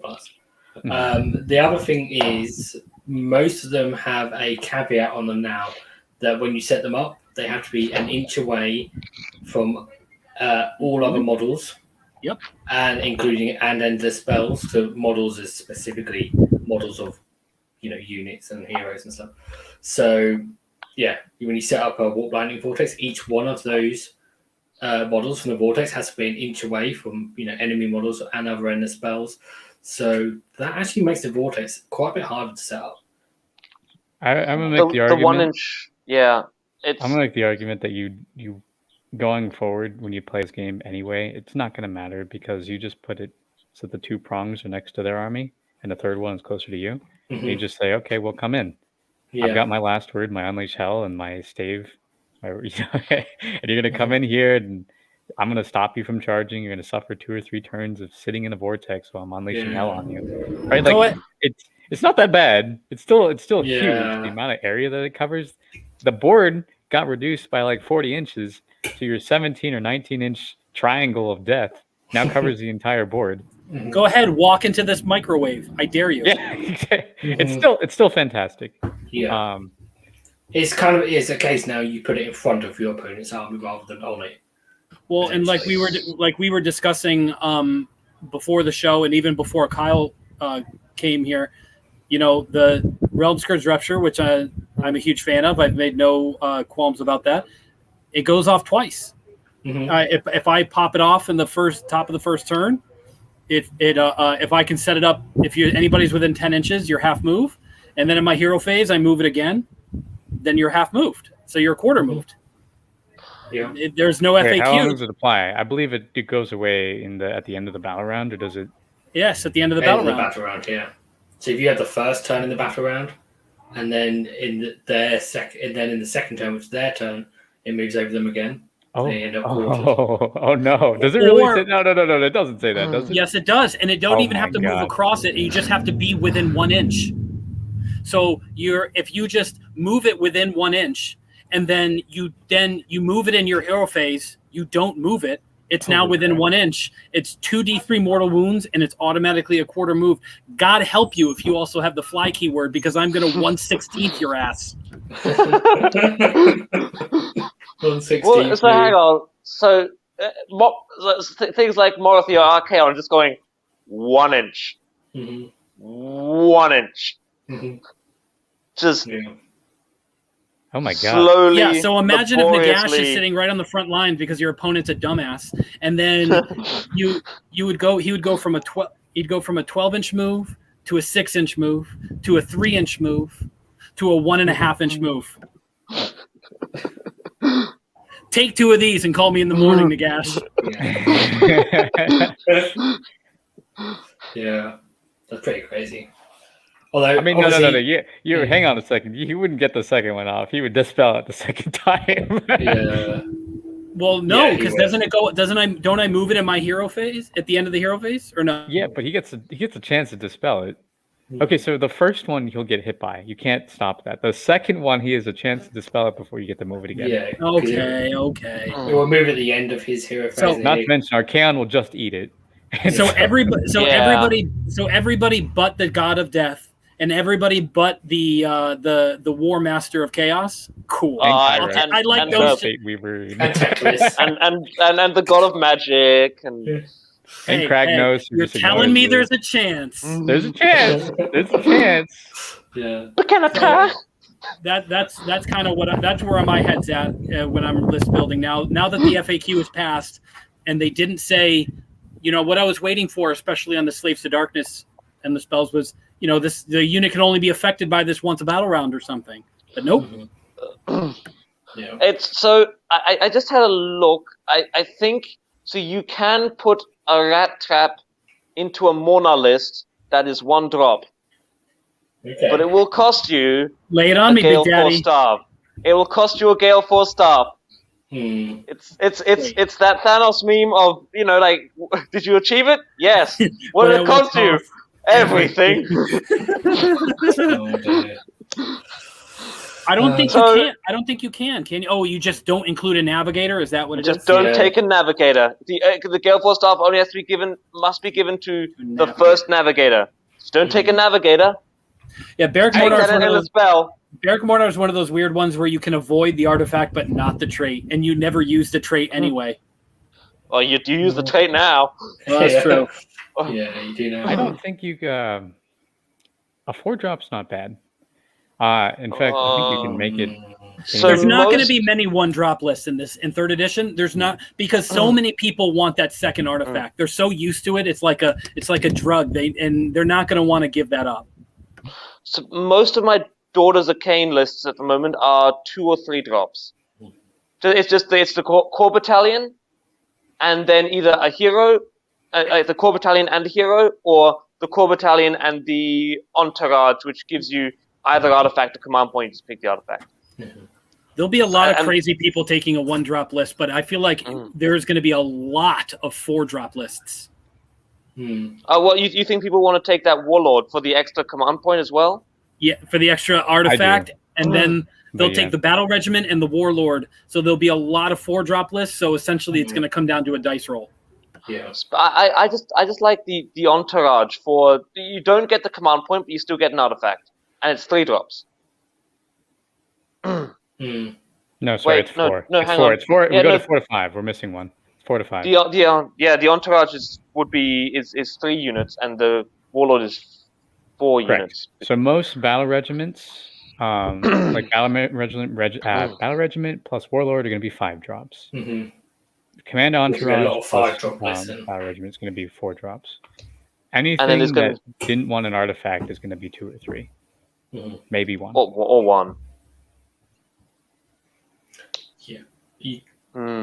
It's going to be really interesting to see what the meta drop limit is. So what you could do is custom Skyport, Battle Regiment, and Alpha Beast, and that would be 3 drops. I mean, Lee, that's we'll better. we'll get there. We're going to get there. Okay. you can't. but- We're not allowed to hitch off of the Alpha Beast fly high. Who's Can't taking we? engine riggers anyway? I mean, No, we're taking nuked Sky Wardens now. We're they taking nuked Sky my- Wardens. listen. I'm still a little butthurt. They nuked my 12, my unit of 12. Well, you couldn't hitch with them No, anyway. just I take a know. unit of 9. Just take a unit of 9 and give them the Ether Gold anyway. Warhammer Okay, community Sean. told me I could. Okay, Sean Tubman. Oh yeah, yeah. Okay, that is a nice segue into things they didn't answer. So, or they didn't do that we wanted them to do. So they didn't FAQ A for Gold and change it to units of 9+. They didn't give me a So- giant red I automatically win button, and I'm very disappointed. Yeah, they took that away here. Like this, they took this one away. The big red button. So things that we don't know. There's a lot of them. So chemists, the way that's currently worded, they can control a spell, but only wizards get to move spells they control. So we don't really know what happens with a chemist with a spell in the bottle. Always take the Admiral with the Mhm. book. Then you don't have to worry about it. But then he doesn't cast. It's only the one that casts the endless spell. Oh, does it really say that? Yeah. Oh no. Yes. So Wait. So the one who- So here's the thing: you take Warp Lightning Vortex, you don't move it. Just don't worry about yeah, it. exactly. Yeah, exactly. Or, Man, I'm sorry, your list is broken. You can't use it. or shackles, which doesn't move. So yeah, we don't know about chemists. So Or the shards, which automatic don't they move on their own, right? I'm not sure about them again. The shards, there's always out of the 2 shards, only one moves. Yeah, but I think it says like when you move it, instead Oh, of moving okay. it, you do this. So I think you still have to like So control. wait a it. minute. So it says that the caster can move it, but it has to be a wizard. The caster, if they're within range of it, control it, and then the next bit says wizards that control spells can move them. And then once all the controlled spells have been moved, then you alternate moving wild spells. So I can move my own, and then I just can't move others, right? Yeah, Wait, but so the who's chemist the isn't a alternate wizard. Oh, actually, never mind. So he can't move the spell that he controls. Yeah, so he can control the spell because he's the caster of the spell, but it only says that wizards can move them. You know what? To be perfectly honest, it doesn't even make sense for him to be able to control it. No. He's literally tossing a grenade. Yes, he's literally just like smashing a bot on the side of the ship. Like, so, yeah, it's just a weird way. It's just something that would be nice for them to answer. Well, hold on a second. So I think it still works because he can't control it, right? But it can only move in one direction. So it may be wild, but it's still moving in the same direction. So I have less control over it, but I think it'll still have play. I'll have to You know what check wild it. means, right? Wild means your opponent might move it, and they might. But move he it can't. zero. He can't move it backwards. He can only. But he might move it zero. He can move it like a millimeter. Which But spell are you talking about now? Because, like... the Realm Scourge Rupture. Oh, okay. Yeah. And the Pendulum, technically. Yes, because other spells, then they can just, like, if it was Geminids or something, they could just move them back over you. Wherever, yeah. Yeah. I mean, if you Once can again- control it, but not move it, at least it stops your opponent from moving it. That's Rat Trap potentially is very nice, handy. doesn't move, sits exactly where you want it to. It just does what it's supposed to do, which is Mhm. kill things and not let them do what their Mhm. army lets them do. Mhm. Actually, the cannot stops the enemy from running segment of the Rat Trap actually won me a game once, like a top table game as well. Just because it was just slowing him down and stopping his witches from running and charging. Mhm. Yeah, like when Fire Slayers can't run, they move 4. Mhm. OBR now only ever moves 4 because they can't use their RDP on anything. Wait, You'll- wasn't that FAQ'd? That they No. can now use RDP on their own abilities? I mean, they can, but it doesn't say that multiple units can receive them. They didn't fix You'll- that. You'll never see the Blight King spam list again, so you don't have to worry about them moving 20 inches across the board and charging. Well, why won't you see them anymore? A unit of 5 went up 25 points, and they lost the horde discount. Oh, okay. So a unit of 20 used to be 540 points, and now they cost 680. And also, Right. you can't even possibly reinforce them to 20 anymore. You can only max them and reinforce them to 15, and that's still 500 points. So you'll never see it again. Huh. Anyway. Oh, Right. the other things on this list. Yeah. So, I mean, this next one, we mentioned this one earlier, sort of discussed it quite a bit. So there's kind of 3 different answers to this one, potentially. It could be, like, I think rules as written currently, if you fly high out of combat instead of a retreat, you can shoot and charge. I think that's based on the way I read it now, whether that's intended or not, because they say in brackets disengage on fly high. Like, that it almost implies, like, well, okay, they're thinking that you shouldn't, like disengage is relevant here.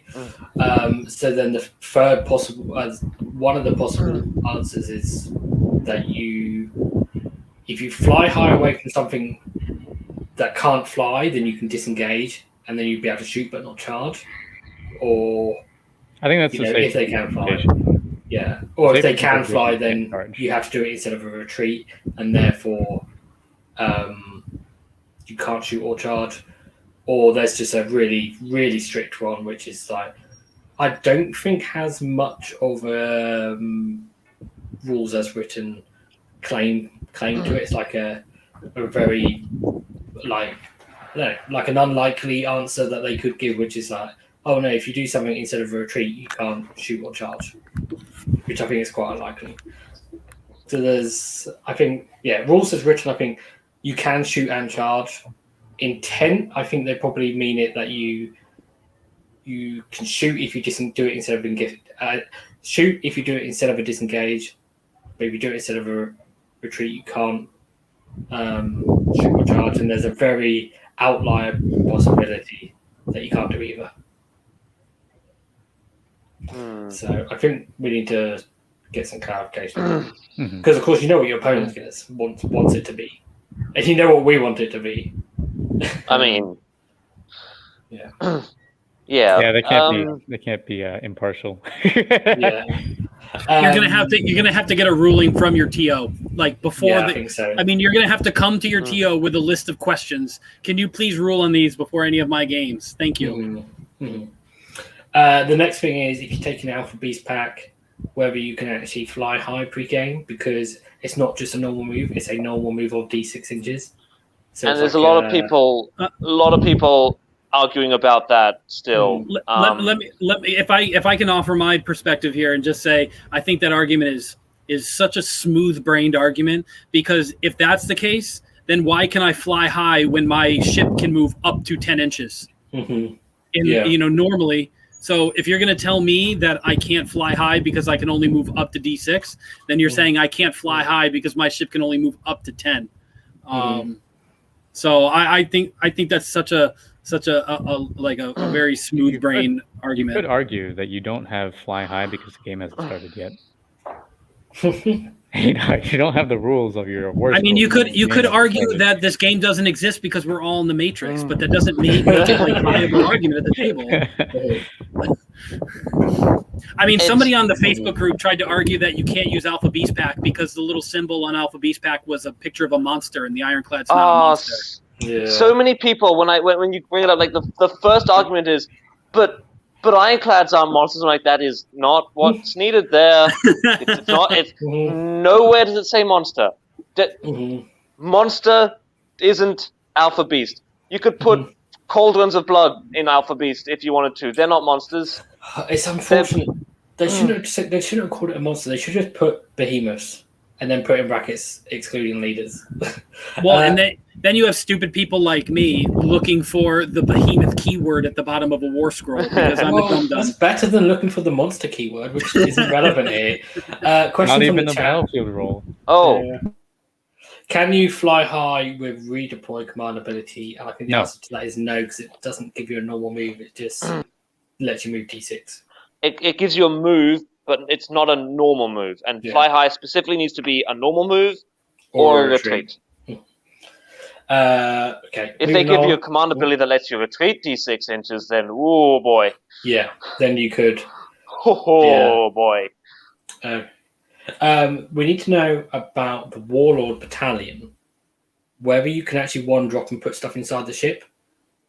Because what they did with the FAQ was they carried on over the erratas we had from AOS 2 that basically said, okay, if you've got a War Scroll Battalion, then if the ship's in the battalion and the units in the battalion, they can go in, you can set them up at the same time inside the ship. But unfortunately, it specifically says War Scroll Battalion. I'm pretty sure that was intended. I think the answer is no. You're going to have to drop them all separately. It'd be nice, but I don't know if they would just... You don't write the rule and then, print it again and then not... it's very intended. It's very intentional, I think. So it's just a shame because Warlord Battalion is meant to give you a one drop, but the way that putting models inside a ship works is no, not the Warlord. That's the Battle Regiment. The Battle Regiment, you can't possibly get a one drop list in this army. No, I meant the Battle Regiment, because doesn't Battle Regiment allow you to have a behemoth one in it? drop? I see what you're saying. Oh, that's unfortunate. Because the way setting up in a ship works is you put the ship down and then you can put models inside it. And what they did previously was they errated it to say, okay, if it's in a War Scroll Battalion, you can put them in the ship at the same time you set up the ship. But it specifically says War Scroll Battalion, whereas the Battle Regiment is Core Battalion. Correct. So here you go, Kron. You can never have a one drop in Mornar because you'll never be able to put anything in the boat. What? Oh. Really? But no, you can't. You can't have a behemoth. You can have one behemoth or an artillery in a Battle Regiment. Yes. No. That's not what I'm saying. What I'm saying is you can't have a one drop. Everybody inside the boat at one time. But you because the boat isn't on the table. When you deploy everything, you cannot put units in the boat. Because you can put units in a garrison that's already on the table, but Oh wait, you can do it. You can do it. Sorry, you just don't include it in the battalion. It's a 2-drop. It's a minimum. Yeah, you have to do a 2-drop. Yeah. 'Cause you have to put the ironclad down first. Yes. Well, unless they just change those erratas to say War Scroll or Core Battalion. Until then, Yeah. unfortunately, I don't. Our believe- FAQ needs an FAQ, Yeah. Okay. which might need an FAQ. FAQ. The FAQ. Yeah. At least they addressed the vent plates immediately in this FAQ. Yeah. Like, so I mean, they just It didn't carried take over. them. So, Yeah. 3 FAQs. It didn't take Yeah. them 3. Yeah. Good night, sweet prince. Some say there are people out there with minus 3,000 to hit. Mhm. It's a Yeah. good thing that 3 caps you at 1. Yeah, there you go. Yeah. I mean, I'm still holding out for the 18-inch pile-in vampire dogs. Throwing the CP on or what? Okay. You just keep throwing the CP and it doesn't say it's when it stops. So you just I'm gonna give them plus 3 inches to their pile-in, plus 3 inches to their pile-in, plus 3 inches to their pile-in. Yeah. Dogs just start on one edge of the board, just pile in 18. Whoomp. They actually no. So it's an FAQ now. It says specifically 6 inches. Oh no! Oh, there's a funny comment. 2 FAQ, 2 Furies. I like that. That's pretty That's good. quite funny. Good. Also, before we move on too much here, I'm gonna say real quick, Yeti, are they giving us a monster? No, but they might put our books together. Otherwise, there's actually the soul something where they had released this idea that we might get a cogmologist or cogmunculus. A cogmunculus, that was what it was called. Cogmunculus. This giant dwarf cog machine, which might be our monster. It could be cool. Maybe. But They- they Very cool. said in text that they No. can't transport it. I'd love to see something like what's that the Warhammer 40K unit where it's like the baby Bjorn unit where the guy is like controlling a larger robot that he's like right in front of him and it's for the Grey Knights, right? Yeah. Oh yeah, the baby carrier. What is the I forget what it is, but that would be Sisters of Battle got them too. Cool. No, So- what I want in KO is this. Give us these. Look at them. Hang on, Look at I those don't giant know if skyboats. They look freaking cool. What? It's got 3 entrants. It's clearly not an ironclad. It's something else. I want those. Forge World, Games Workshop. Get on it. You know, an Ironclad does have 3 entrants. That's a little small one. It's got widely do. We want a big entrance. Okay, it's got Dude, like Scottish. 1,000 points for the iron juggernaut, and it's like it's got 2 great sky. Actually, it's got 3 great sky cannons. You can. swap I mean, them it out. wouldn't need to be 1,000 points. They could make it like 600 points. It'll be 1,100 points so that you can't use it in 2,000 point games. Probably. Ah. They can carrying capacity of 35. You can move your whole army in it. I don't know. Oh yeah. Speaking of that 50% rule, It man, can carry- ironclads are yes. going to be mean in 1,000 points. Like I don't know who plays 1,000 points, but you know your opponent rocks up with like his normal army. You just go right. The whole thing's But- in here. I've done it. But you can't. Right. You can't have half your army can't be. You can't have a model that's over 500 points. 490. You know what they'll do is in December it'll go up to 495. Because everyone will be complaining it needs to go up, and then we're only go up to 495. Okay, let's move on. So, can you hitch in the hero phase in Zilfin? We talked about that earlier. We think probably not, but the fact that they previously said we could then put some doubt on it. But they've removed that FAQ. So, I mean, the fact they've removed it and the fact that they had an FAQ on it before, you would have thought they would have answered it because, it's obviously something that they think people want to know because we asked about it before. But no, they didn't think we wanted to know now. I think they're looking at it and went, "This is explicit. We don't need to say it again." Yeah, maybe. How long does instead of last? Now, this sounds a bit weird. It does sound a bit weird. Yeah. Okay, so when you do something instead of something, it means that you basically can't do that thing. Like, if you do something instead of a normal move, then you can't normal move, or else you haven't done it instead of a normal move. You've done it as well as a normal move, haven't you? So if you hero phase instead of a normal move, can you normal move in your movement phase? How long?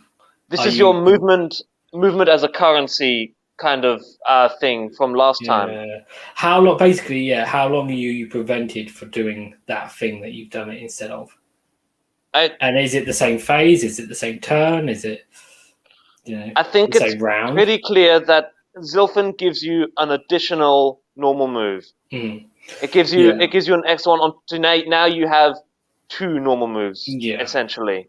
But it becomes relevant depending on the answer to whether you can hitch in the hero phase, because then it's like, well, can you? It could be that you can hitch in the hero phase, but that's instead of your normal move in the movement phase. Potentially. And I think it'll probably be like, how long does it last? And it would just say until the end of the phase. Barrack Monarch, can you run in the first battle round after using opportunistic privateer? Rules as written, you can at the moment.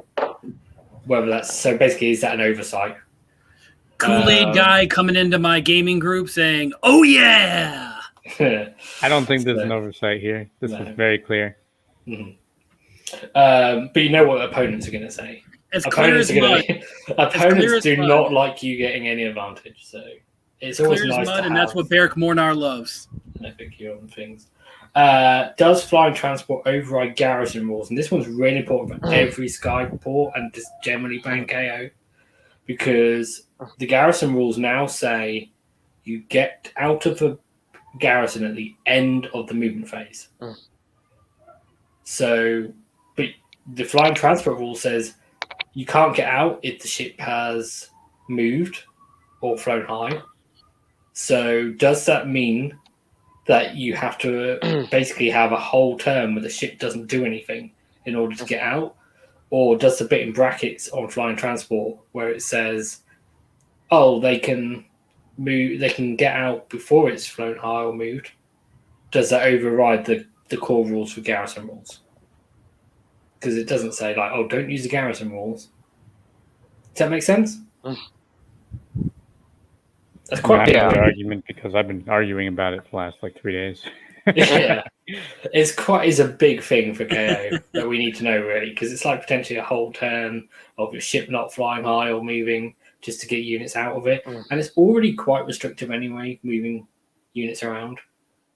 Well, some people will say that the battle tome trumps the core rules or whatever, but the core rules, I mean, as much as I hate arguing for something that only restricts my gameplay, the core rules say that you can only get out at the end of the phase. So sure, your boat can move if somehow you can make your boat move at the end of the movement phase. So that's my take on it. As much as it sucks because I'm negatively affected by it because I play the damn army, that's just how I see it. Yeah, so I think a pure rules as written interpretation here is you just can't get out unless the ship hasn't moved or flown high that turn. Which sucks. Which is the worst case scenario, but yes, that is the... I mean, if you play with it that way, go into Zon, hop out in the hero phase, maybe that explains why that amendment exists.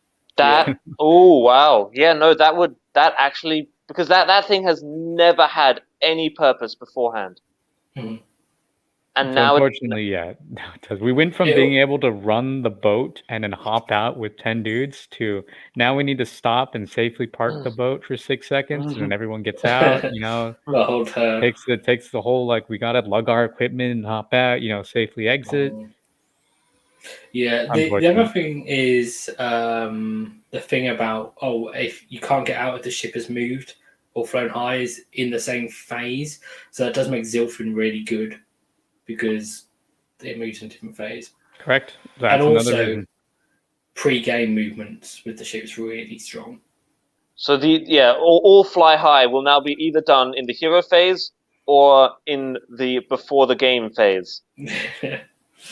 Yeah, basically. Health and safety gone mad from the chat.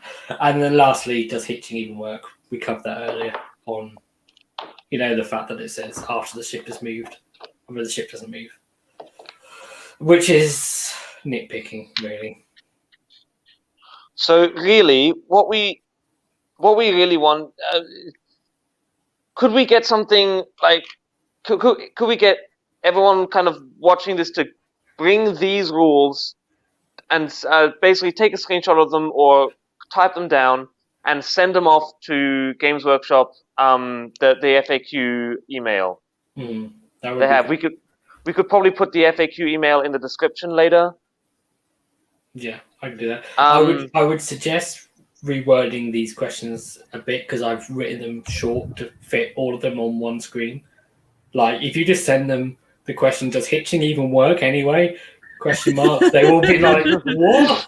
Like, you need to explain these a bit more. Okay, like, so in my new job, I have to solicit feedback from stakeholders, and then I have to put out an FAQ document. That is part of my normal operational duties now, and I really have a new appreciation for having to write these documents because a lot of times people will send me emails or feedback, and they say, are you even doing your job anymore? And I have to somehow take that and then reword that into a workable question and then me answer that. So I have a new appreciation. So maybe if we had like an Aethercast shared document where you could provide a question you had, but then, we could formulate it in-house and then send it off as one batch as opposed to them getting 300 emails. But in order to make it a frequently asked question, we need to get 300 emails. We need 300 emails instead of one. Well, I think we can have one well thought out document, but there's a good chance of it just getting ignored. I think what I might do is because I have got better versions of these questions that are longer, so I might put them as the pinned comment. Well, what I meant is maybe if it's coming from the Archanaut Admiral himself. They don't know who I am. Well, I don't know who I am. I'm just saying that, I think if it's coming from a content creator, they're more apt to listen to it, especially if we can put it in the hands of somebody who does know some internal playtesters, which I can. Yeah. Yeah, I mean, more people sending it in is going to be helpful. I think. There's nothing to say. There's no reason why we can't do both. Where we can't, if someone does know a playtester and we can pass it on to them. Hypothetically. Yeah, then that would be cool. But if people want to spam these questions, then I will post better worded versions of them in the comments. We can put them on our Twitter, on our Facebook as well. Yeah. Yeah. Get the community, and then hopefully we can actually, for the next FAQ, we can get answers to most, if not all, of these questions. Especially this one, because we don't want a vent place situation where it takes 3 FAQs to get an answer to it. Yeah, that would be really annoying. So yeah, because that was so cool to the to the faction and how it plays. It's not like you can just go, just don't take that artifact. It's like, just don't take ships. Or don't put models in the ships. That was pretty Yeah, so we will get the word out, and hopefully we'll get an unambiguous, nice FAQ that we can just all play Kharadron Overlords without any arguments, with TOs or opponents. Okay. For the next... Here's another idea, Lee. Maybe instead of having people send one email from you or for anybody, maybe if we had if we typed out sort of a template or a form email or form questions, if you're curious about this one, then at least they'll get the same question from many sources, but it won't be in so many different formats, because I'm telling you, I've had to deal with this myself, and I really see how annoying it is that if you get sent the same question 100 times, your ears perk up, but sometimes it's like, does this even work anymore? It's you're so not apt to answer that question. Yeah. All right, so we'll get better versions of these questions. The better versions, yeah. The longer versions. I've already got them written up, so more explanation. Yeah, I think the thing is, are there any we've missed if you think like you've got a question, then put it in the comments, like, and ask, because it might be something we can answer. And if it is, that's great. And if it isn't, then the more people that know about a question, the better, because we can send them in. Yeah. And then, there's a question already. I wasn't expecting one that quick. So, so with the new rules and army changes, how have you modernized your care? Oh, okay, it's not an FAQ question. Have you more favorite units or core battalions? So, I've actually struggled a bit with writing this because I want things that I want things in the lists that are hard to actually include in the same list. Like, I want to have last word, because I think that's really great to combine either on the same ship or have, more than one, like an ironclad and then bit like something else. So you can either use Unleash Hell on a different unit and then still shoot with the ironclad, or just shoot twice with the ironclad in your opponent's turn is really good. But then I also want to get War Wound and have an Admiral as my general, because getting all those extra CPs I think is really powerful. And you want Spell in a Bottle. Well, I also want that 5+ Feel No Pain on the Admiral, because keeping your general alive gets you just tons of extra CPs. So I don't know. I think that's less important. Yeah, it's like that one's a nice to have.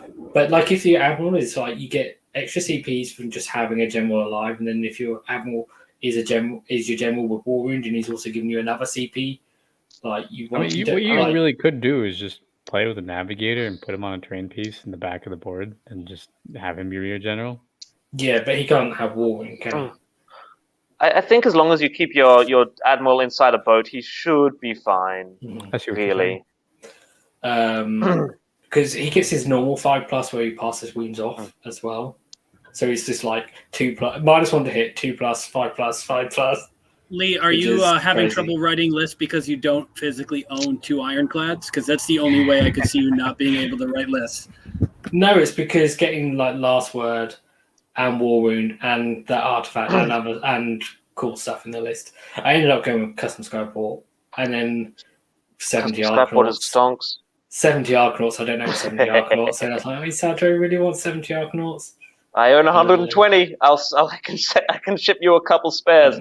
I mean, you can still do it. I don't want to say basic, but I don't know, like a generic Zilfin Spell in a Bottle, Warp Lightning Vortex list. It still works. Oh, doesn't it? Why would you call my grand strategy basic? Well, I said I didn't want to say basic. But you know what I mean? Like, it's the go-to list, isn't it? You can still do that. You just take 10 Thunderers now instead of 20, or 2 10s. So what, Matt? You're saying that two Ironclads is going to be the thing? Oh, I'm not sure about having 2 Ironclads because they're hard to fit in the list. I mean, people are putting in 2 Cabbages. People are throwing Nagash in there, who's pushing 1,000 points. I think that if you want to play any other Skyport other than Zilfin, but still be Zilfin, then you have 2 Ironclads, and it's not as if that's a tax. I own a second half-painted Ironclad. Do two Ironclads and Zilfin is like considerably better than any other thing because you get the second artifact, you get the second boat effect. You have the last word and Battle Ram. Oh, there is never. I was just going to say there is never a situation where Zilfin is not the best Skyport to play in. But if you wanted to play because you're handsome, beautiful, and smart, any other Skyport than Zilfin, then you can do Zilfin things in another Skyport and be, a superior, humble person and play another Skyport other than Zilfin. It's just daggers. Just daggers. All I was trying to say was I was finding it difficult writing lists because I specifically wanted to take certain things that were hard to get in the same list. That was all I was trying to say. But you don't, and then I've tried to follow it on by saying you don't have to take those things. You can still just, do a Zilfin list. I still think Thring is the best. Hmm. Reroll ones to Oh. hit for the stuff you care about. You don't even need to take dispossessed allies. Thring is really good. One of the things I want to take, and I'm probably the thing is like the premiere today, new Stormcast Battletome. I really want to take a Celestin Prime because -3 rend, and he's just like really good. Anyway, but he could be getting a new War Scroll like next week. So You take the new Angel Lady too, right? maybe. I would have to double check her War Scroll because I can't remember. She doesn't have -3 rend, does she? No, but she slays monsters, dude. Every single game I've played this game since 3.0 has had at least 2, if not 6 monsters. Because one thing that I've noticed, and I know you've noticed it, Carl, is things can just like spam +1 to save. Like they can get Mystic Shield, All Out Defense, and then Lumineth just have their own one, and they can get cover. Like a unit in Lumineth could just get to +4 to save. Oh, and the hero thing as well. Like, there's so many ways for things to have buffs to their saves that mortal wounds or massive rend, like -3, is just really good. Or you just need to have loads of attacks. Yeah. Yeah. So Kyle, I really want to see your hammerers, not hammerers list work.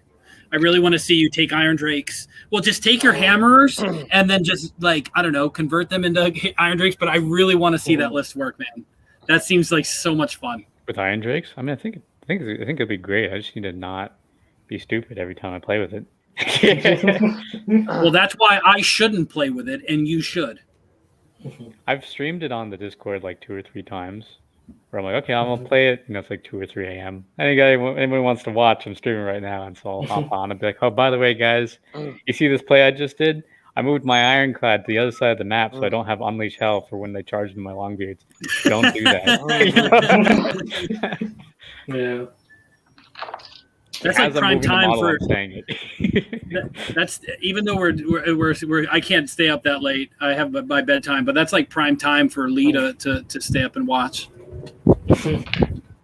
What, 2 a.m. your time? I don't have to. I would have to math that. I don't even know what 2 time a.m. it is for me. That'd be like 10. It'd be like 10 a.m. Oh, okay. Yeah, I could watch that if it was. I always do 12 hours ahead -4 because you're 8 hours. So it's like if it's 2, it'll be 2 p.m. It'll be 10 a.m. Okay. But yeah, I mean, the question is, like, what units do you want to take and what battalions? And we kind of went over that last time. Does your list need low drops? Do you care about low drops or not? That should be your first question. Do you have a pre-game redeploy? If yes, low drops. If no, just take as many as you want. Don't even bother with the 1-drop battalion. Get the Warlord for the second artifact. Okay. Let's talk about Thunderers. Let's do it. How do you feel? What's Thunderers? Thunderers. Gunstock Thunderers. You know, those things that you used to take 20 of, Kron. Yeah, I'm still going to take 20 of them. Like, you charge them, and they overwatch you better. Yeah. They get better in the Overwatch. Okay, so you're not worried about the fact there are lots of points? No, they're perfect. They're beautiful. Okay. I love them. Okay. But Matt, you disagree, don't you? At this point, I would almost go Barrack Nard just to get 15 of them in a squad. Yep, I think there's stonks there. I actually was looking at it yesterday. You remember when I was saying, like, oh, I gotta take my hammerers out? I could replace the 20 hammerers with 10 thunders and put them in my boat in Thring. But then I was like, well, hang on. Like I said, freaking Iron Drakes are they do so much more damage. So it's kind of weird where you can make that comparison. The Thunders are more mobile. They'll have their attacks regardless if they're moving or not. But when you're on the ground and you're like, okay, which one of these is better for an Unleash Hell target? I don't actually know if Thunders would beat Iron Drakes in that, assuming you had a screen. If you don't have a screen, then Thunderers would be definitely Thunderers. But Thunderers, like it's if the Thunderers themselves get charged, they get better because of that +1 shot. better. +1 they shot, all- -1 to hit.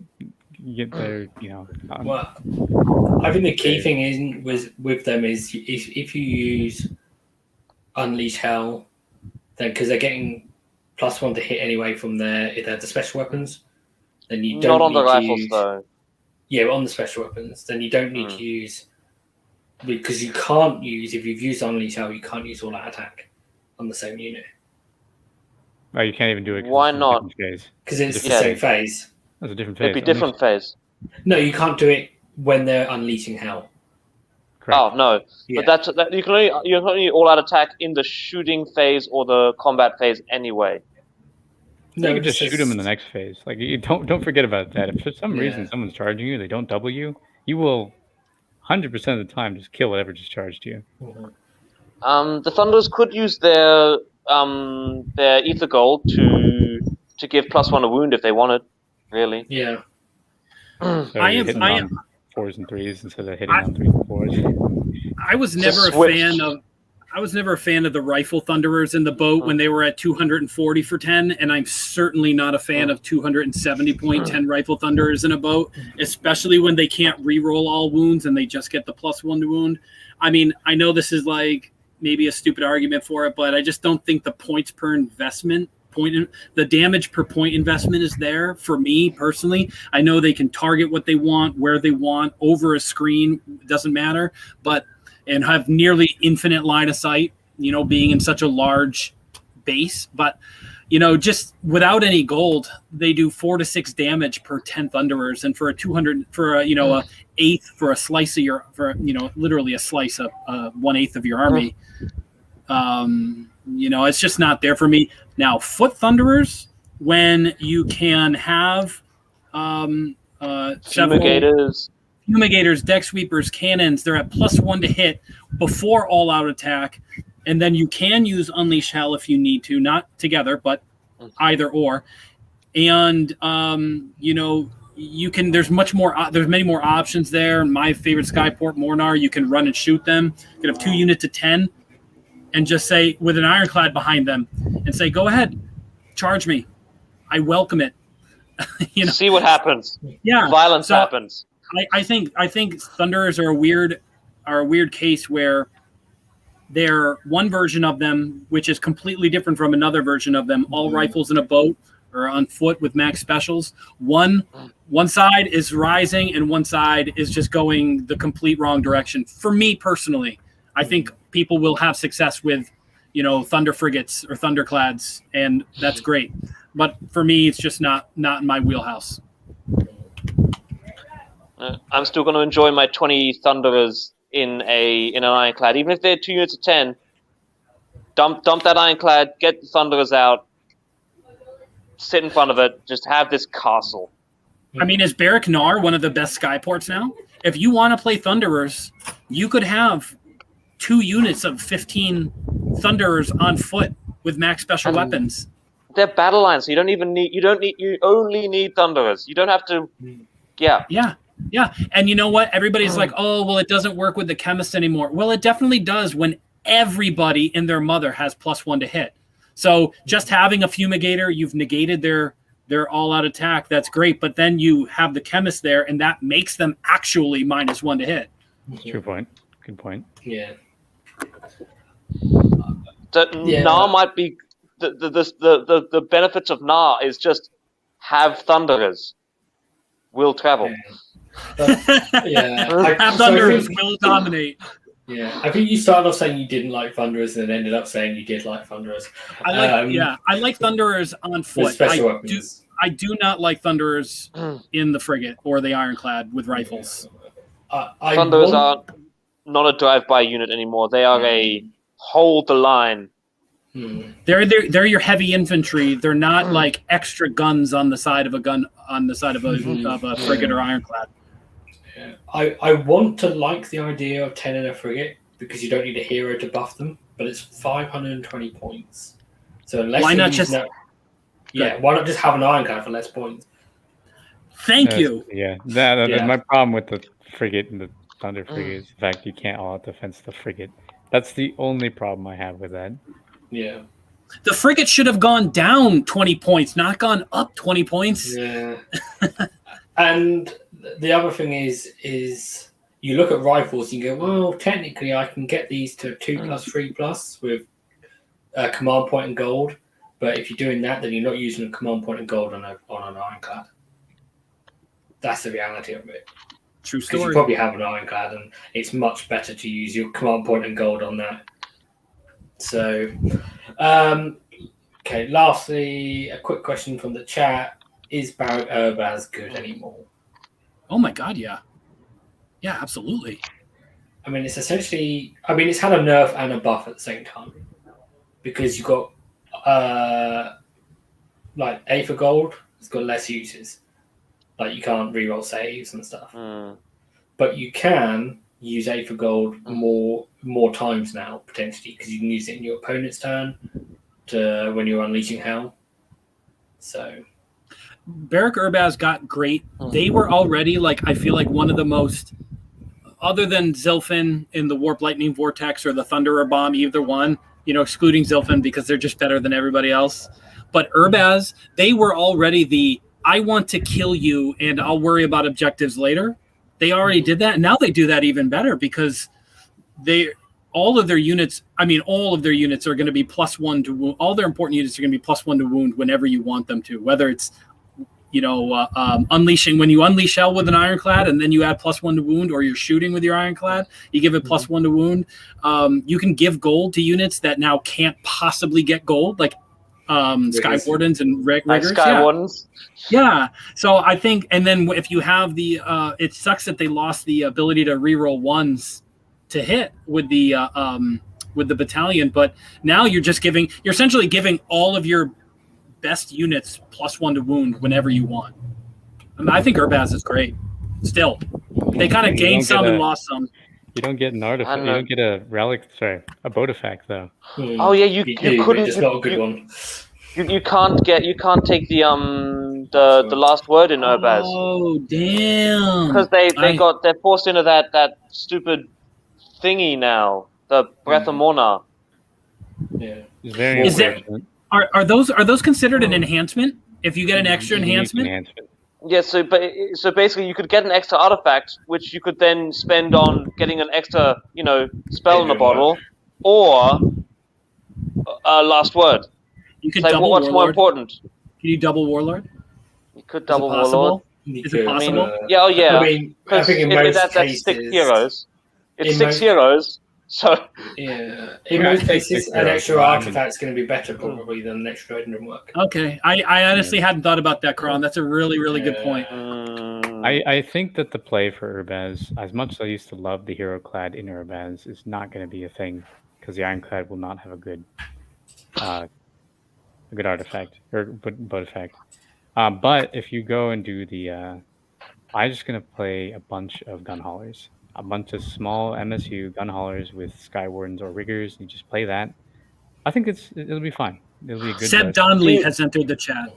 Yes. Do you like gun haulers at 150 points though? Yes, because I played them before the 2020 GHB. They were fantastic before, and now they're exactly the same as they were, and everyone else got work. They were great, and then they became LOL great, and now they're just great again. Yeah, they were just too cheap before. I don't know why. We talked about this when they went down. I was like, I don't know why these went down. Like they shouldn't have gone down. We don't know why any of it went down. We were spoiled for a year or 6 months or however long it was, and we couldn't play any games. It sucks. Yeah. It was like here's this tasty bowl of fruit. Here's this tasty bowl of fruit. Go ahead but you can't. Your arms are tied behind your back. Yeah, no games played. Very sad.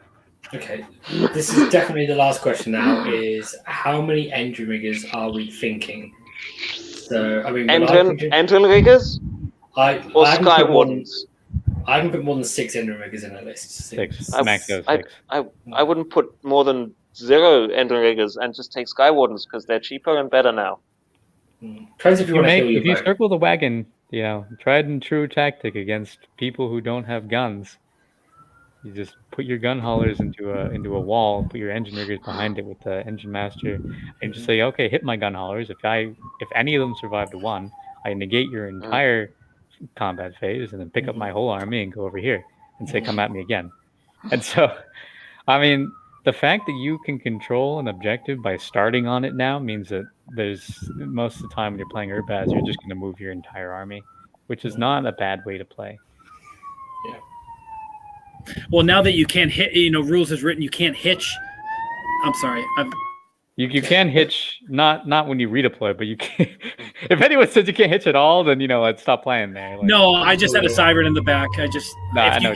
Since you can't hitch rules as written with Zilfin in the hero phase, I think engine riggers, stocks went seriously down there in the most popular Skyport. But just not be if you were somebody who like to take a big unit to get gold and just go max shooty. You can't do that anymore. You can't hitch. There's too many restrictions on what role they fill.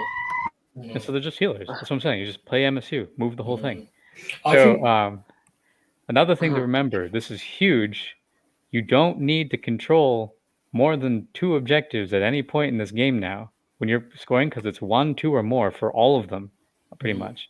So it's like KO used to struggle holding 3 objectives. We did. Now it's like I don't need to hold 3 objectives. I don't even need to hold 1. In fact, all I have to do is move on to 2 in my turn at any point, and then I can redeploy off of it and then score it again. We'll probably have to have a talk about how to play the new missions, how to play the new game. But I think one of the that has to be a whole episode by itself. Definitely. But I think having one of the most important things to concentrate on is just that battle strategy. You have to nail that battle strategy every turn. But that is 10 points. That's huge. It's about what? It's over a third. It's more than a third of all your points. It's not quite a half. Yeah. But it's not quite a half. But it is about a bit over a third of all points in the game will be done on battle strategy. And then you got to remember, you get points for killing a monster. So that's an additional 5 that you can get just by making sure you kill 1 monster per battle round in their army. You don't. And that's 5 points that you're denying your opponent every game because you are not taking a monster. Exactly. And then there's a lot of things that makes this really strong still in 3.0. Ironically, tabling your opponent scores you less points because you can't. True. You need to spread out killing their monsters first. It's actually true. You can't actually score all the secondaries if you table your opponent. You have to slowly and meticulously pull them apart to maximum domination. Which is what KO does really, really well. So I think Urbaz, where you're moving your entire army every single turn, and then you're just playing behind a wall of gun haulers, is going to be still fantastic. Cool. Well, there's no more questions from the chat. I think we covered everything we wanted to, plus more. So I think we can probably call an end to this particular show. Lee, I just wanted to say one last thing that, an update on the Aethercast dice. Maybe I should have done this at the beginning of the show, but for those of you who have stuck around to the end, you were rewarded with a quick update. So I have sent my friends in the UK and in Germany and in Australia their batches of dice. So once those distributors have gotten their portions, they'll send that out. And then to everybody in the US and Canada who have ordered, I'll be packaging those up today and then sending those out early this week. So you should probably have them either by the end of this week or the beginning of next week. Cool. The ones coming to Australia, Germany or EU and the UK, I tracked them before the show. The Australia and the EU ones have cleared customs. The UK one is still sitting in customs. So yeah, Con, you should have dice arriving very soon. Oh, nice. But it's Sunday today. No post on Sundays. Yeah, you were getting like in 5 minutes. But yeah, they're clear customs, so they're on their way to you. Yeah, so hopefully we'll be able to ship them out and get them around pretty soon. Yeah, so that's cool. Good news to end the show on. So thank you very much for everyone for watching. Thank you guys for joining in the chat with me and helping crew the Good Ship Aethercast today. I will pin that thing in the comments with better versions of the questions so you can spam them to Games Workshop FAQ email. I'll put them on our Twitter and the Facebook as well. Yeah. If you like the show, they'll be around. Hit like. If you like the channel, please subscribe for more cool KO content and Age of Sigmar content. That's everything. Thanks for watching, everyone. Goodbye. Bye. Gotcha.